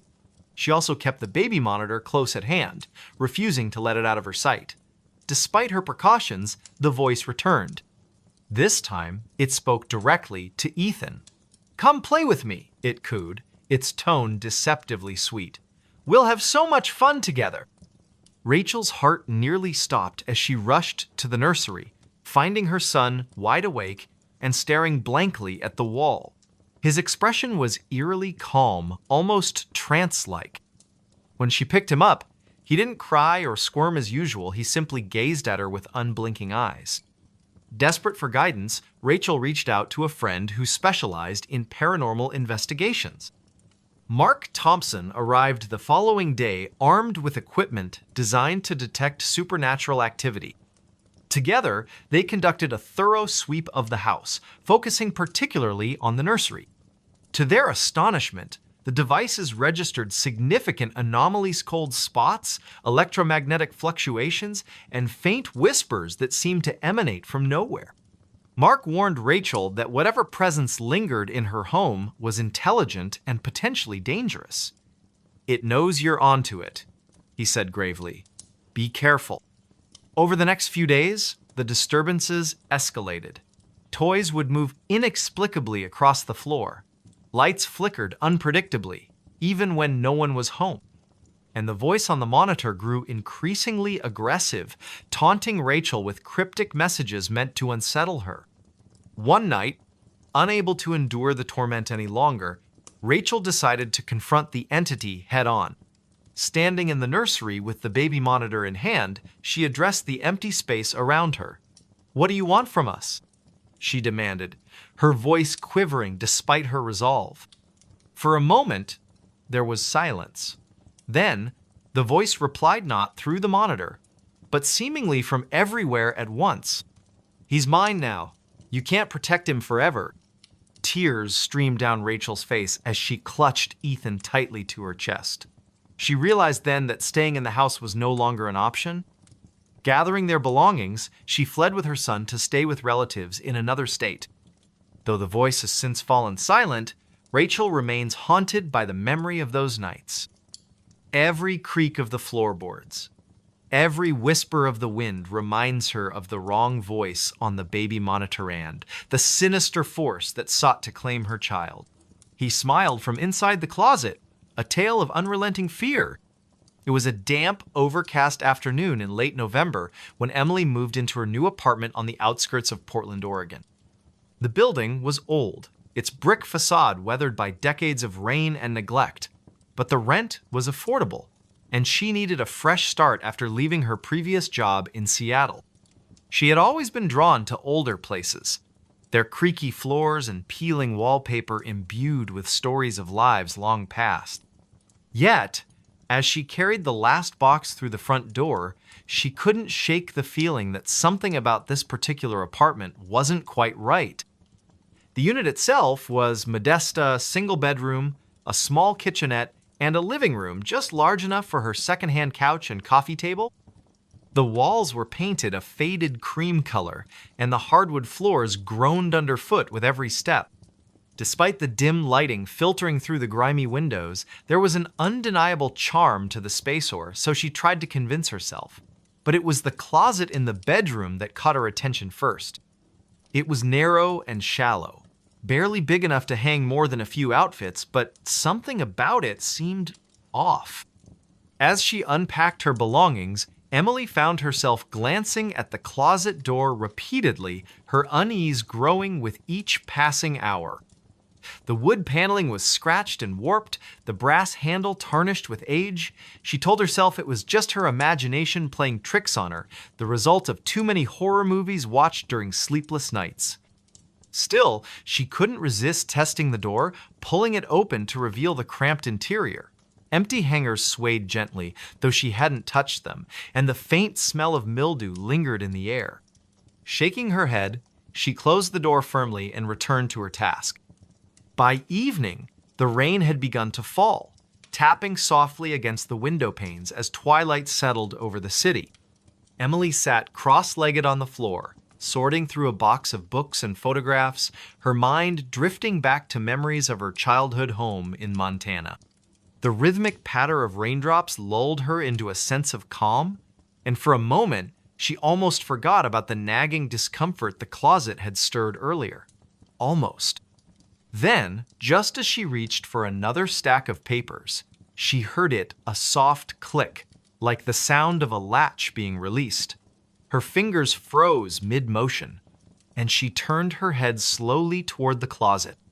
The door stood slightly ajar, though she was certain she had closed it tightly before sitting down. "Probably just the wind," she murmured, forcing a nervous laugh. She rose to her feet and walked over to the closet, her socks whispering against the floorboards. With a deep breath, she pushed the door shut again, making sure it latched securely. Back on the floor, she resumed her unpacking, but the incident left her unsettled. Every few minutes, she glanced up at the closet, half expecting it to swing open once more. When nothing happened, she began to relax, chalking it up to the quirks of an aging building. By 9 o'clock, she decided to call it a night, stacking the remaining boxes in the corner and crawling into bed with a book to distract herself. The hours slipped by unnoticed until she finally turned off the lamp beside her bed. Darkness enveloped the room, broken only by the faint glow of the streetlights outside. As she lay there listening to the steady rhythm of the rain, she felt her eyelids grow heavy. Sleep came quickly, wrapping her in its comforting embrace. Or so she thought. Sometime later, she woke with a start, her heart pounding wildly in her chest. At first, she wasn't sure what had roused her there. There was no noise, no movement, just an oppressive silence that seemed to press down on her like a weight. Then, out of the corner of her eye, she saw it. A sliver of darkness where none should have been the closet door was open again. Emily sat bolt upright, her pulse racing. The room was pitch black, save for the pale light streaming through the window, casting eerie shadows across the walls. She stared at the closet, willing herself to believe it was just her imagination. After all, doors could open accidentally, couldn't they? Maybe the latch was faulty. Maybe. And then she saw it. A flicker of movement inside the closet, so subtle she almost missed it. Something shifted in the shadows, just beyond the reach of the light. Her breath hitched in her throat as she strained to see more clearly. Was someone in there? Had someone broken in while she slept? Summoning every ounce of courage, she reached for the lamp on her bedside table and switched it on. The sudden brightness illuminated the room, revealing the closet's empty interior. Nothing stirred within its confines, no sign of an intruder or anything out of place. Relief washed over her, followed immediately by confusion. If no one was there, why did she feel so uneasy? She climbed out of bed and approached the closet cautiously, her bare feet cold against the wooden floor. Reaching out, she pulled the door shut once more, ensuring it clicked firmly into place. As she turned to go back to bed, however, she heard a low, muffled chuckle emanating from behind her. It was soft, almost imperceptible, but unmistakably human. Her blood ran cold as she spun around, her eyes darting toward the closet. The door remained closed, but the laughter continued, echoing faintly in the stillness of the room. "Who's there?" she demanded, her voice trembling. There was no response, only the sound of her own ragged breathing. She backed away slowly, her gaze fixed on the closet, until she bumped into the edge of her bed. Without thinking, she grabbed her phone and dialed 911, her fingers shaking as she pressed the numbers. Before the operator could answer, the line went dead. She stared at the screen in disbelief. It was as if the phone had lost all power, despite being fully charged moments ago. Desperate, she grabbed a flashlight from the nightstand and aimed its beam directly at the closet. The light revealed nothing unusual, yet the laughter persisted, growing louder and more distinct. It wasn't mocking or cruel. Instead, it carried an unsettling warmth, as though someone found genuine amusement in her terror. And then, just as suddenly as it had started, it stopped. Silence fell once more, heavier than before. Emily sank onto the edge of her bed, clutching the flashlight like a lifeline. Her mind raced with possibilities, none of which offered any comfort. Was she losing her mind? Was this some kind of prank? Or was something truly haunting her new home? Unable to stay in the room any longer, she retreated to the living room, curling up on the couch with a blanket wrapped tightly around her shoulders. For the rest of the night, she kept the lights on, jumping at every creak and groan the building made. When morning finally arrived, she felt exhausted, both physically and emotionally drained. Determined to uncover the truth, Emily spent the following day investigating her apartment. She inspected the closet thoroughly, checking for hidden compartments or signs of tampering, but found nothing out of the ordinary. She even asked her neighbors if they had experienced anything strange, but they dismissed her concerns, attributing the noises to the building's age. Frustrated and increasingly anxious, she decided to research the history of the property online. What she discovered chilled her to the bone. Decades earlier, the building had been the site of a grisly murder-suicide.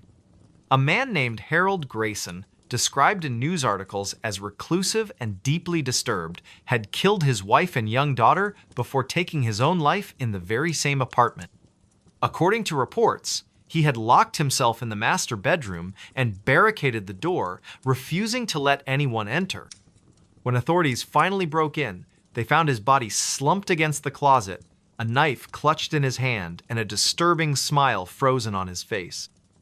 Emily's stomach churned as she read the details, her mind conjuring images she wished she could unsee. Could it be possible that Harold's spirit still lingered in the apartment, trapped between worlds? She didn't consider herself superstitious, but the coincidence was too striking to ignore. That evening, she resolved to confront whatever presence haunted her home. Armed with a camera and a digital recorder, she sat cross-legged on the floor of her bedroom, facing the closet. The atmosphere was tense, charged with an energy that made her skin prickle. She pressed record and began speaking aloud, her voice wavering slightly. "If you're here, If you can hear me, please show yourself. I don't mean any harm. I just want to understand." For several minutes, nothing happened. The room remained silent, the only sound the faint hum of the recorder. Just as she began to doubt her plan, the closet door creaked open slowly, inch by inch, until it stood wide. Emily's breath caught in her throat as she stared into the darkness, her grip tightening on the camera. From within the shadows, two pale eyes appeared, gleaming faintly in the dim light. They were accompanied by the unmistakable curve of a grin-wide, toothy, and utterly unnatural. "Harold?" she whispered, her voice barely audible. In response, the figure stepped forward, emerging fully into view. He was gaunt, his skin stretched taut over sunken cheeks, his hair matted and unkempt, his clothes were tattered, remnants of a bygone era, and his hands were stained with dried blood. But it was his smile that terrified her most, a grotesque caricature of joy, devoid of humanity. "You shouldn't have come here," he rasped, his voice a guttural blend of malice and sorrow. "This isn't your place." Emily scrambled backward, dropping the camera as she fumbled for her phone.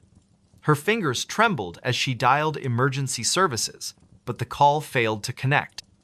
Harold advanced steadily, his grin widening with each step. "You can't leave," he said, his tone almost playful. "Not after seeing me."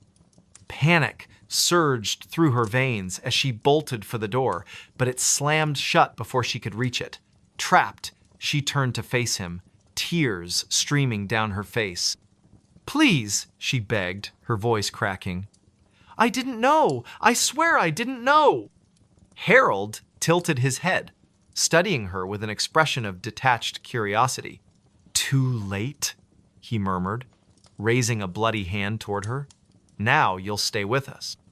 The world dissolved into chaos. Emily screamed, clawing at the door in a futile attempt to escape, but her efforts were in vain. The last thing she saw before darkness claimed her was Harold's smile bright, unyielding, and utterly triumphant. Weeks later, the apartment sat empty, its windows boarded up and its halls silent. Neighbors whispered about the tragedy, speculating about the young woman who had vanished without a trace. Some claimed to hear faint laughter coming from the unit late at night, while others reported seeing a shadowy figure standing in the window. No one dared to investigate further.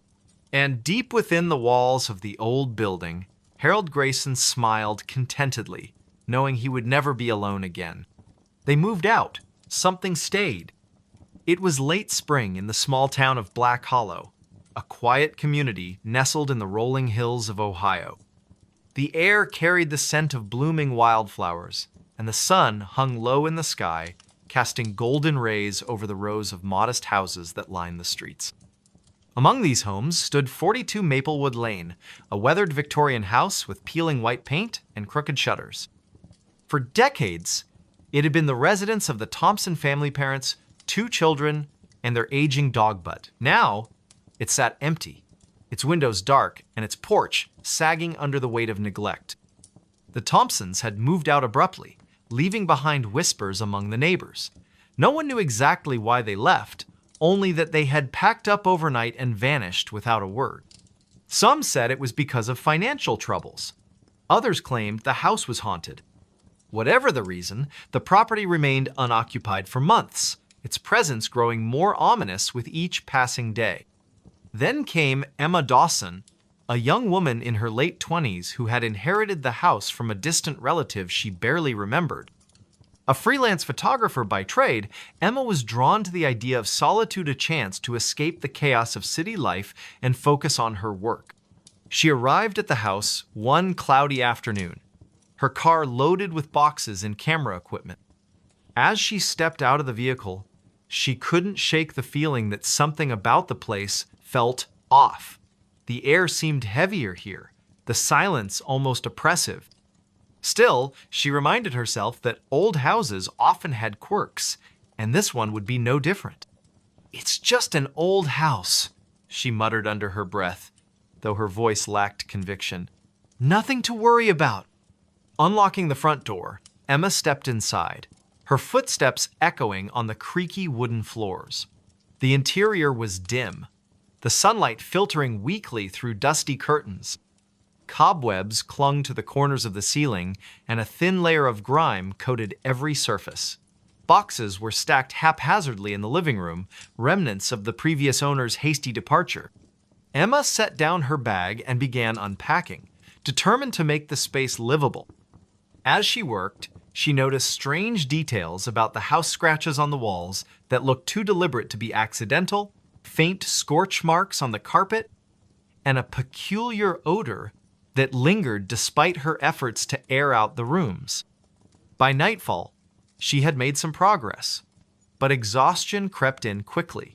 Deciding to call it a night, she lit a few candles and settled onto the couch with a cup of tea. Outside, the wind howled through the trees, rattling the loose shutters and sending shadows dancing across the walls. That's when she heard the first sound that would haunt her nights to come. A soft thud came from upstairs, followed by the unmistakable creak of floorboards. Emma froze, her teacup halfway to her lips. "Hello?" she called out, her voice trembling slightly. No response. She told herself it was probably just the house settling, but the unease gnawing at her stomach wouldn't subside. Setting aside her tea, she grabbed a flashlight and cautiously climbed the staircase. Each step groaned beneath her weight, amplifying the tension coiling in her chest. At the top, she found herself facing a long hallway lined with closed doors. One of them stood slightly ajar, a sliver of moonlight spilling through the gap. Her heart pounded as she approached, pushing the door open with a trembling hand. Inside was an empty bedroom, its walls bare except for a single faded photograph hanging askew. The image depicted a family smiling stiffly at the camera, mother, father, and 2 children. Something about their expressions unsettled her, as if they were hiding a secret too terrible to share. Before she could examine it further, a cold breeze swept through the room, extinguishing the candle she had brought with her. Darkness enveloped her, broken only by the weak beam of her flashlight. Panic rising, she turned to leave, but stopped short when she saw the shadowy figure standing in the doorway. It wasn't human. Its form shifted and writhed like smoke given shape, its eyes glowing faintly in the gloom. Emma stumbled backward, her breath catching in her throat. The thing tilted its head, studying her with an intelligence that chilled her to the bone. Then, with a speed that defied logic, it lunged forward. Emma screamed and bolted from the room, slamming the door shut behind her. She raced down the stairs and out the front door, not stopping until she reached her car. Trembling, she fumbled with the keys and sped away, leaving the house and whatever lurked within behind. For days, she avoided returning, staying with a friend in town while she tried to process what had happened. But curiosity eventually got the better of her. Determined to uncover the truth, she visited the local library, poring over old records and newspaper clippings related to 42 Maplewood Lane. What she discovered sent a shiver down her spine. Decades earlier, the house had belonged to a reclusive man named Arthur Grayson, who was rumored to dabble in occult practices. Neighbors reported hearing strange noises coming from his home, and several children claimed to have seen monsters lurking in the woods behind the property. When Grayson disappeared without explanation, the house changed hands multiple times, each new owner leaving under mysterious circumstances. Armed with this knowledge, Emma decided to confront the entity haunting her home. She enlisted the help of a local historian named Mr. Peterson, who specialized in folklore and paranormal phenomena. Together, they returned to the house on a moonlit night, carrying sage bundles, salt, and a journal containing instructions for banishing malevolent spirits. The ritual was tense and exhausting, requiring them to chant incantations and burn herbs throughout the house. At first, nothing seemed to happen. But as they reached the final steps, the atmosphere shifted dramatically. The temperature plummeted, and the air grew thick with static electricity. Shadows swirled around them, taking on grotesque shapes before dissolving into nothingness. Suddenly, a deafening roar filled the house, shaking the very foundation. The lights flickered violently, then went out completely. In the darkness, Emma felt a presence looming over her, its malice palpable. She clutched the journal tightly, reciting the final words of the incantation with all the strength she could muster. And then, silence. When the power returned moments later, the oppressive energy that had plagued the house was gone. Exhausted but relieved, Emma and Mr. Peterson exchanged wary glances. "I think we did it," he said softly, though his tone suggested he wasn't entirely convinced. Over the following weeks, Emma stayed in the house, testing her newfound sense of security. Though the oppressive feeling had lifted, she couldn't shake the lingering suspicion that something or someone remained. One evening, as she sorted through the remaining boxes left by the Thompsons, she found a journal tucked away in a dusty corner. Its pages were filled with frantic scribbles detailing the family's experiences in the house. They described hearing voices in the walls, seeing shadowy figures in the hallways, and feeling an overwhelming sense of dread that never eased. In the final entry, written in shaky handwriting, the author confessed, "We're leaving tonight. We can't stay any longer. It watches us. It waits. We thought moving out would end it, but I fear it will follow us wherever we go." The realization hit Emma like a punch to the gut. The Thompsons hadn't escaped, they had simply passed the burden on to her. From that moment on, Emma lived in constant vigilance, aware that the house might still harbor secrets she hadn't uncovered. Occasionally, she would hear faint whispers drifting through the halls or catch glimpses of movement out of the corner of her eye. But she refused to abandon the home she had fought so hard to reclaim. "They moved out," she whispered to herself one night, staring into the flickering flame of a candle. But something stayed. And deep within the walls of 42 Maplewood Lane, the shadows stirred once more.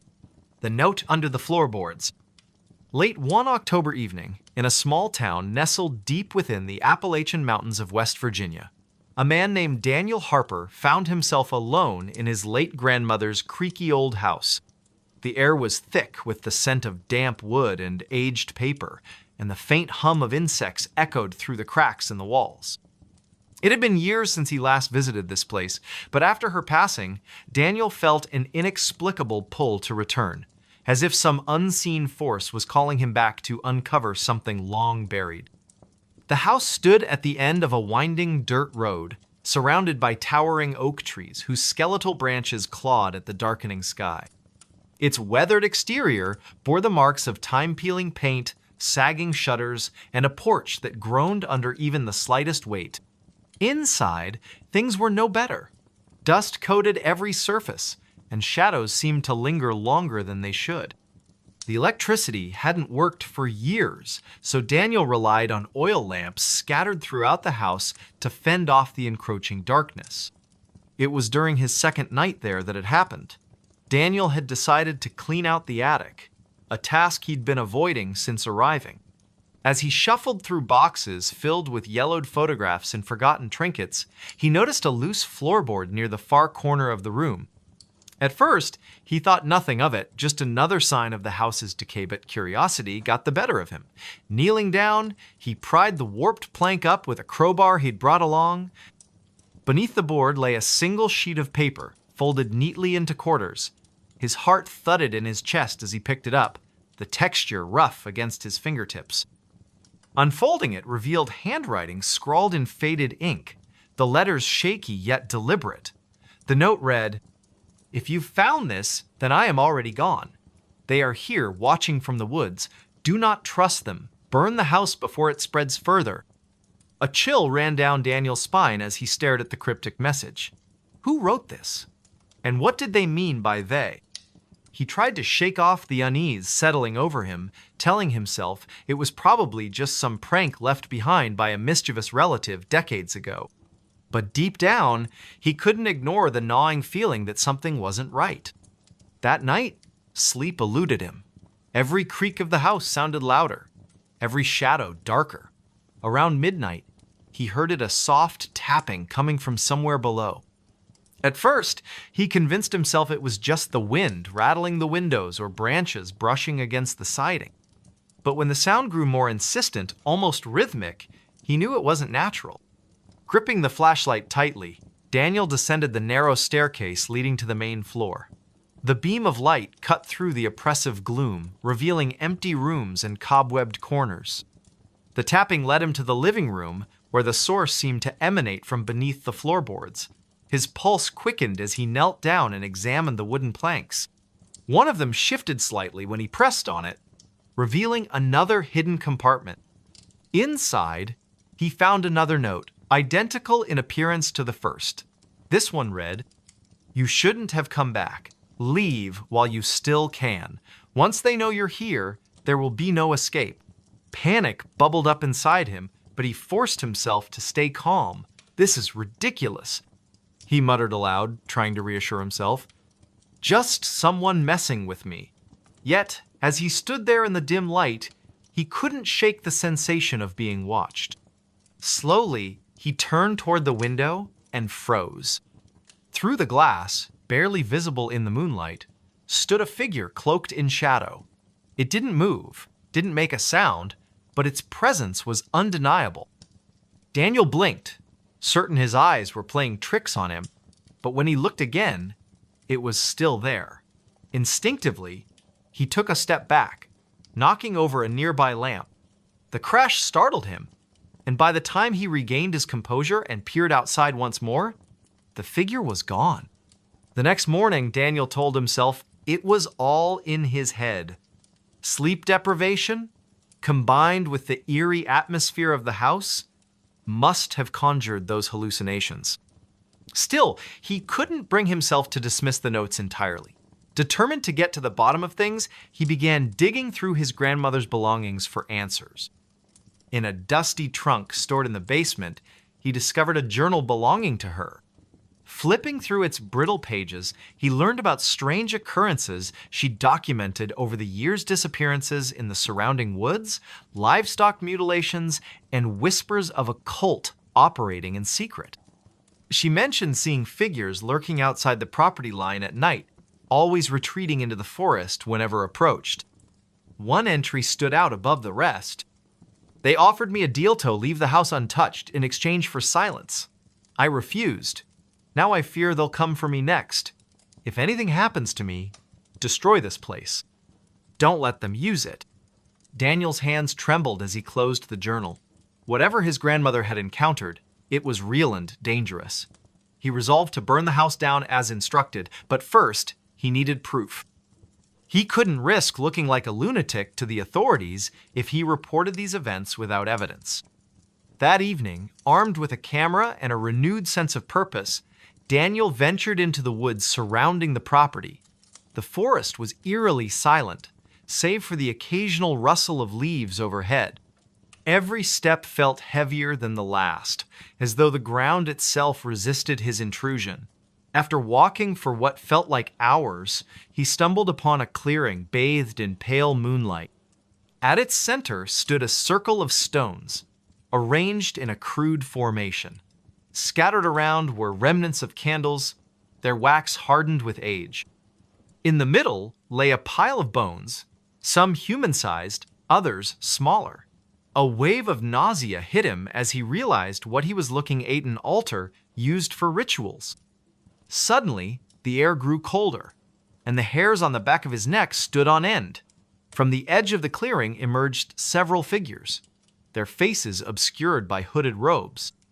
They moved silently, surrounding him without uttering a word. One of them stepped forward, extending a skeletal hand toward him. Daniel bolted, crashing through the underbrush as adrenaline surged through his veins. Behind him, he could hear the sound of pursuit footsteps pounding against the earth, growing closer with each passing second. He didn't dare look back, focusing solely on reaching the safety of the house. When he finally burst through the front door, slamming it shut behind him, he collapsed onto the floor, gasping for breath. For a moment, everything was still. Then, Faint scratching noises began emanating from the walls, followed by low murmurs that seemed to seep through the very foundation of the house. Desperation took hold of him. Grabbing a box of matches from the kitchen, he set fire to the curtains, watching as flames quickly consumed the dry fabric. Smoke filled the air, choking him as he stumbled outside. Behind him, the structure roared with life, its timbers crackling and collapsing inward. Yet, as Daniel watched the inferno engulf the house, he noticed something unsettling. Standing among the trees, just beyond the reach of the firelight, were the figures from the clearing. Their hoods cast their faces in shadow, but he could feel their gazes boring into him. Even as the house burned to ashes, they remained motionless, silent sentinels guarding whatever secrets lay hidden within the ruins.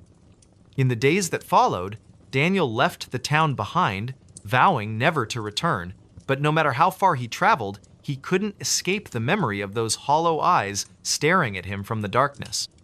Sometimes, late at night, he swore he could hear the faint tapping of fingers against wood, echoing through the recesses of his mind. And though he tried to convince himself otherwise, he couldn't shake the feeling that they were still out there, waiting.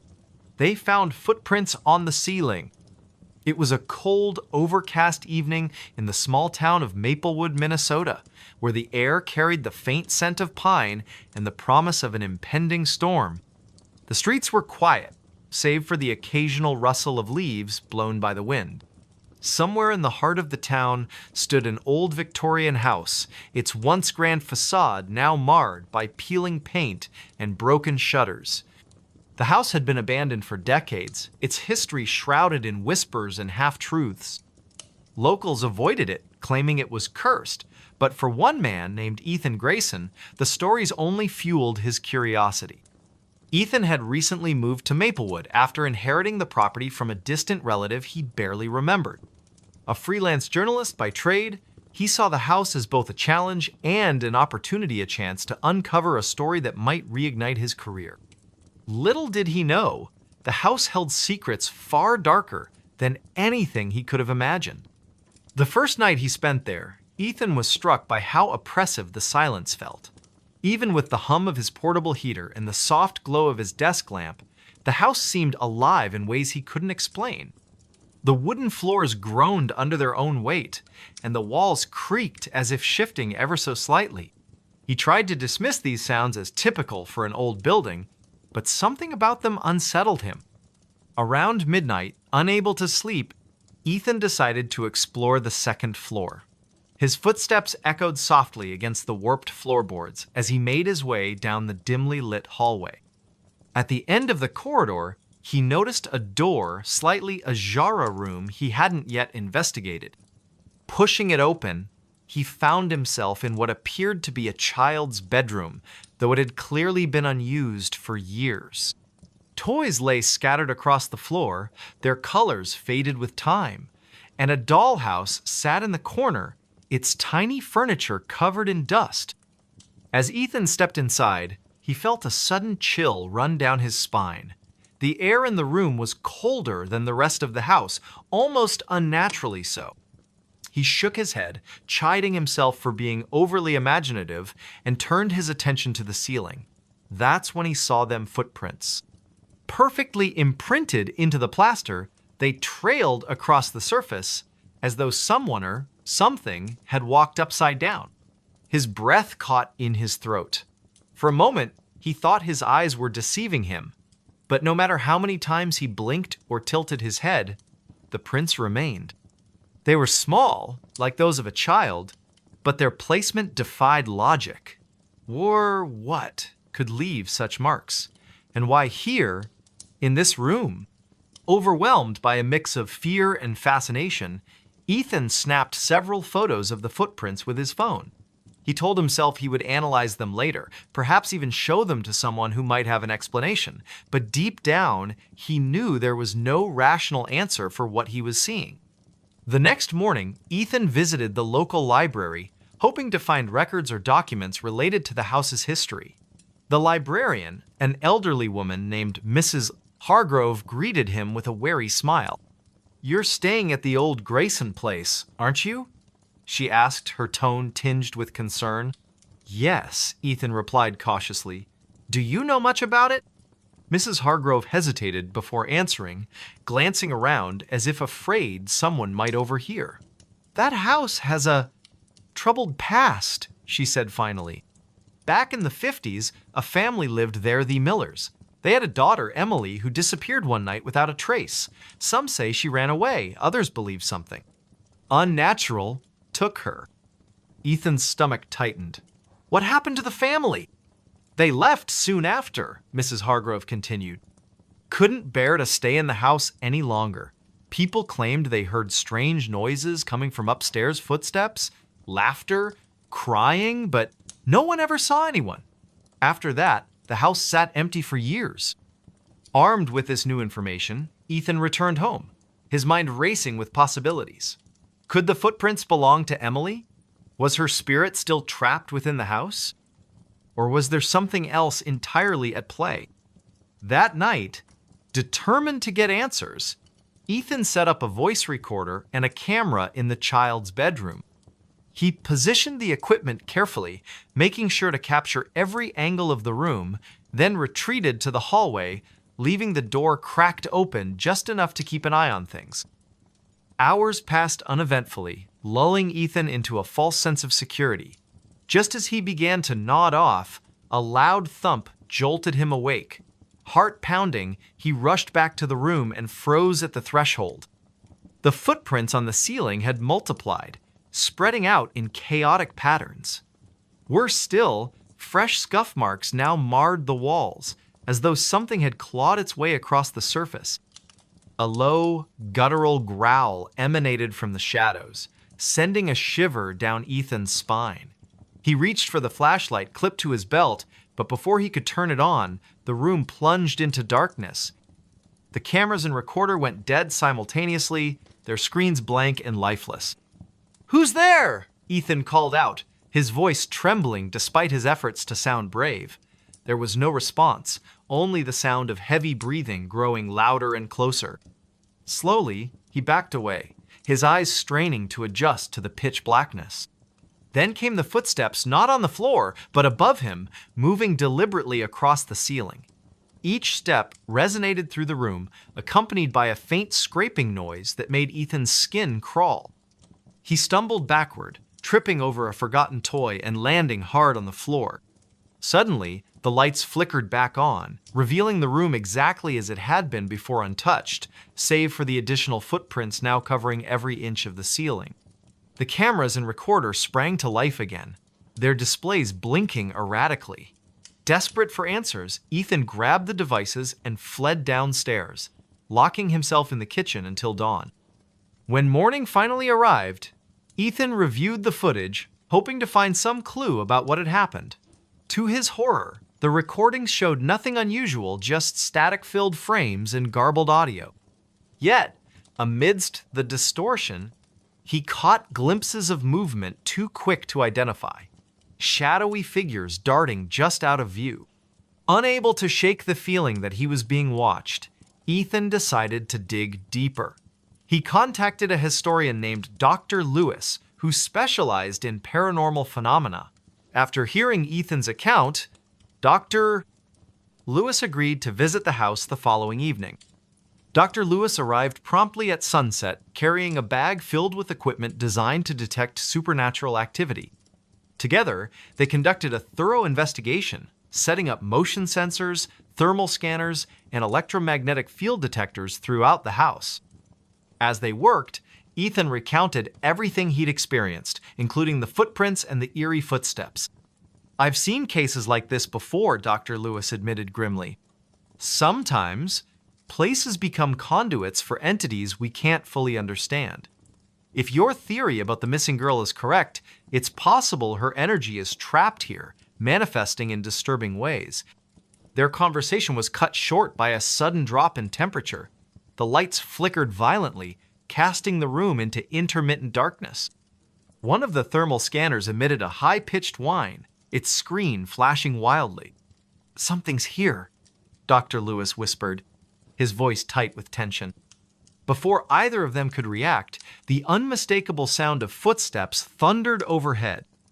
This time, however, they weren't confined to the child's bedroom. They echoed throughout the entire house, growing louder and faster with each passing second. Ethan and Dr. Lewis exchanged a panicked glance before bolting toward the front door. But as they reached the threshold, the handle refused to budge, no matter how hard they pulled. Behind them, the footsteps grew deafening, shaking the very foundation of the house. In a final act of desperation, Ethan grabbed a nearby chair and hurled it at the nearest window. Glass shattered and freezing air rushed in, momentarily drowning out the cacophony. Without hesitation, they scrambled outside, collapsing onto the frostbitten grass as the house loomed ominously behind them. For a long while, neither of them spoke, their breaths visible in the frigid night air. Finally, Dr. Lewis broke the silence. "We need to burn it," he said firmly. "Whatever is inside that house, it can't be allowed to spread." Though reluctant, Ethan knew he had no choice. With Dr. Lewis's help, he gathered gasoline and matches, dousing the exterior of the house before stepping back. As flames engulfed the structure, consuming its rotting wood and crumbling walls, Ethan felt a strange mixture of relief and sorrow. But even as the fire raged on, he couldn't shake the feeling that the footprints on the ceiling hadn't truly vanished. Somewhere, deep within the inferno, he swore he heard the faint sound of laughter, a child's laughter echoing through the smoke. Years later, Ethan still dreams of that night.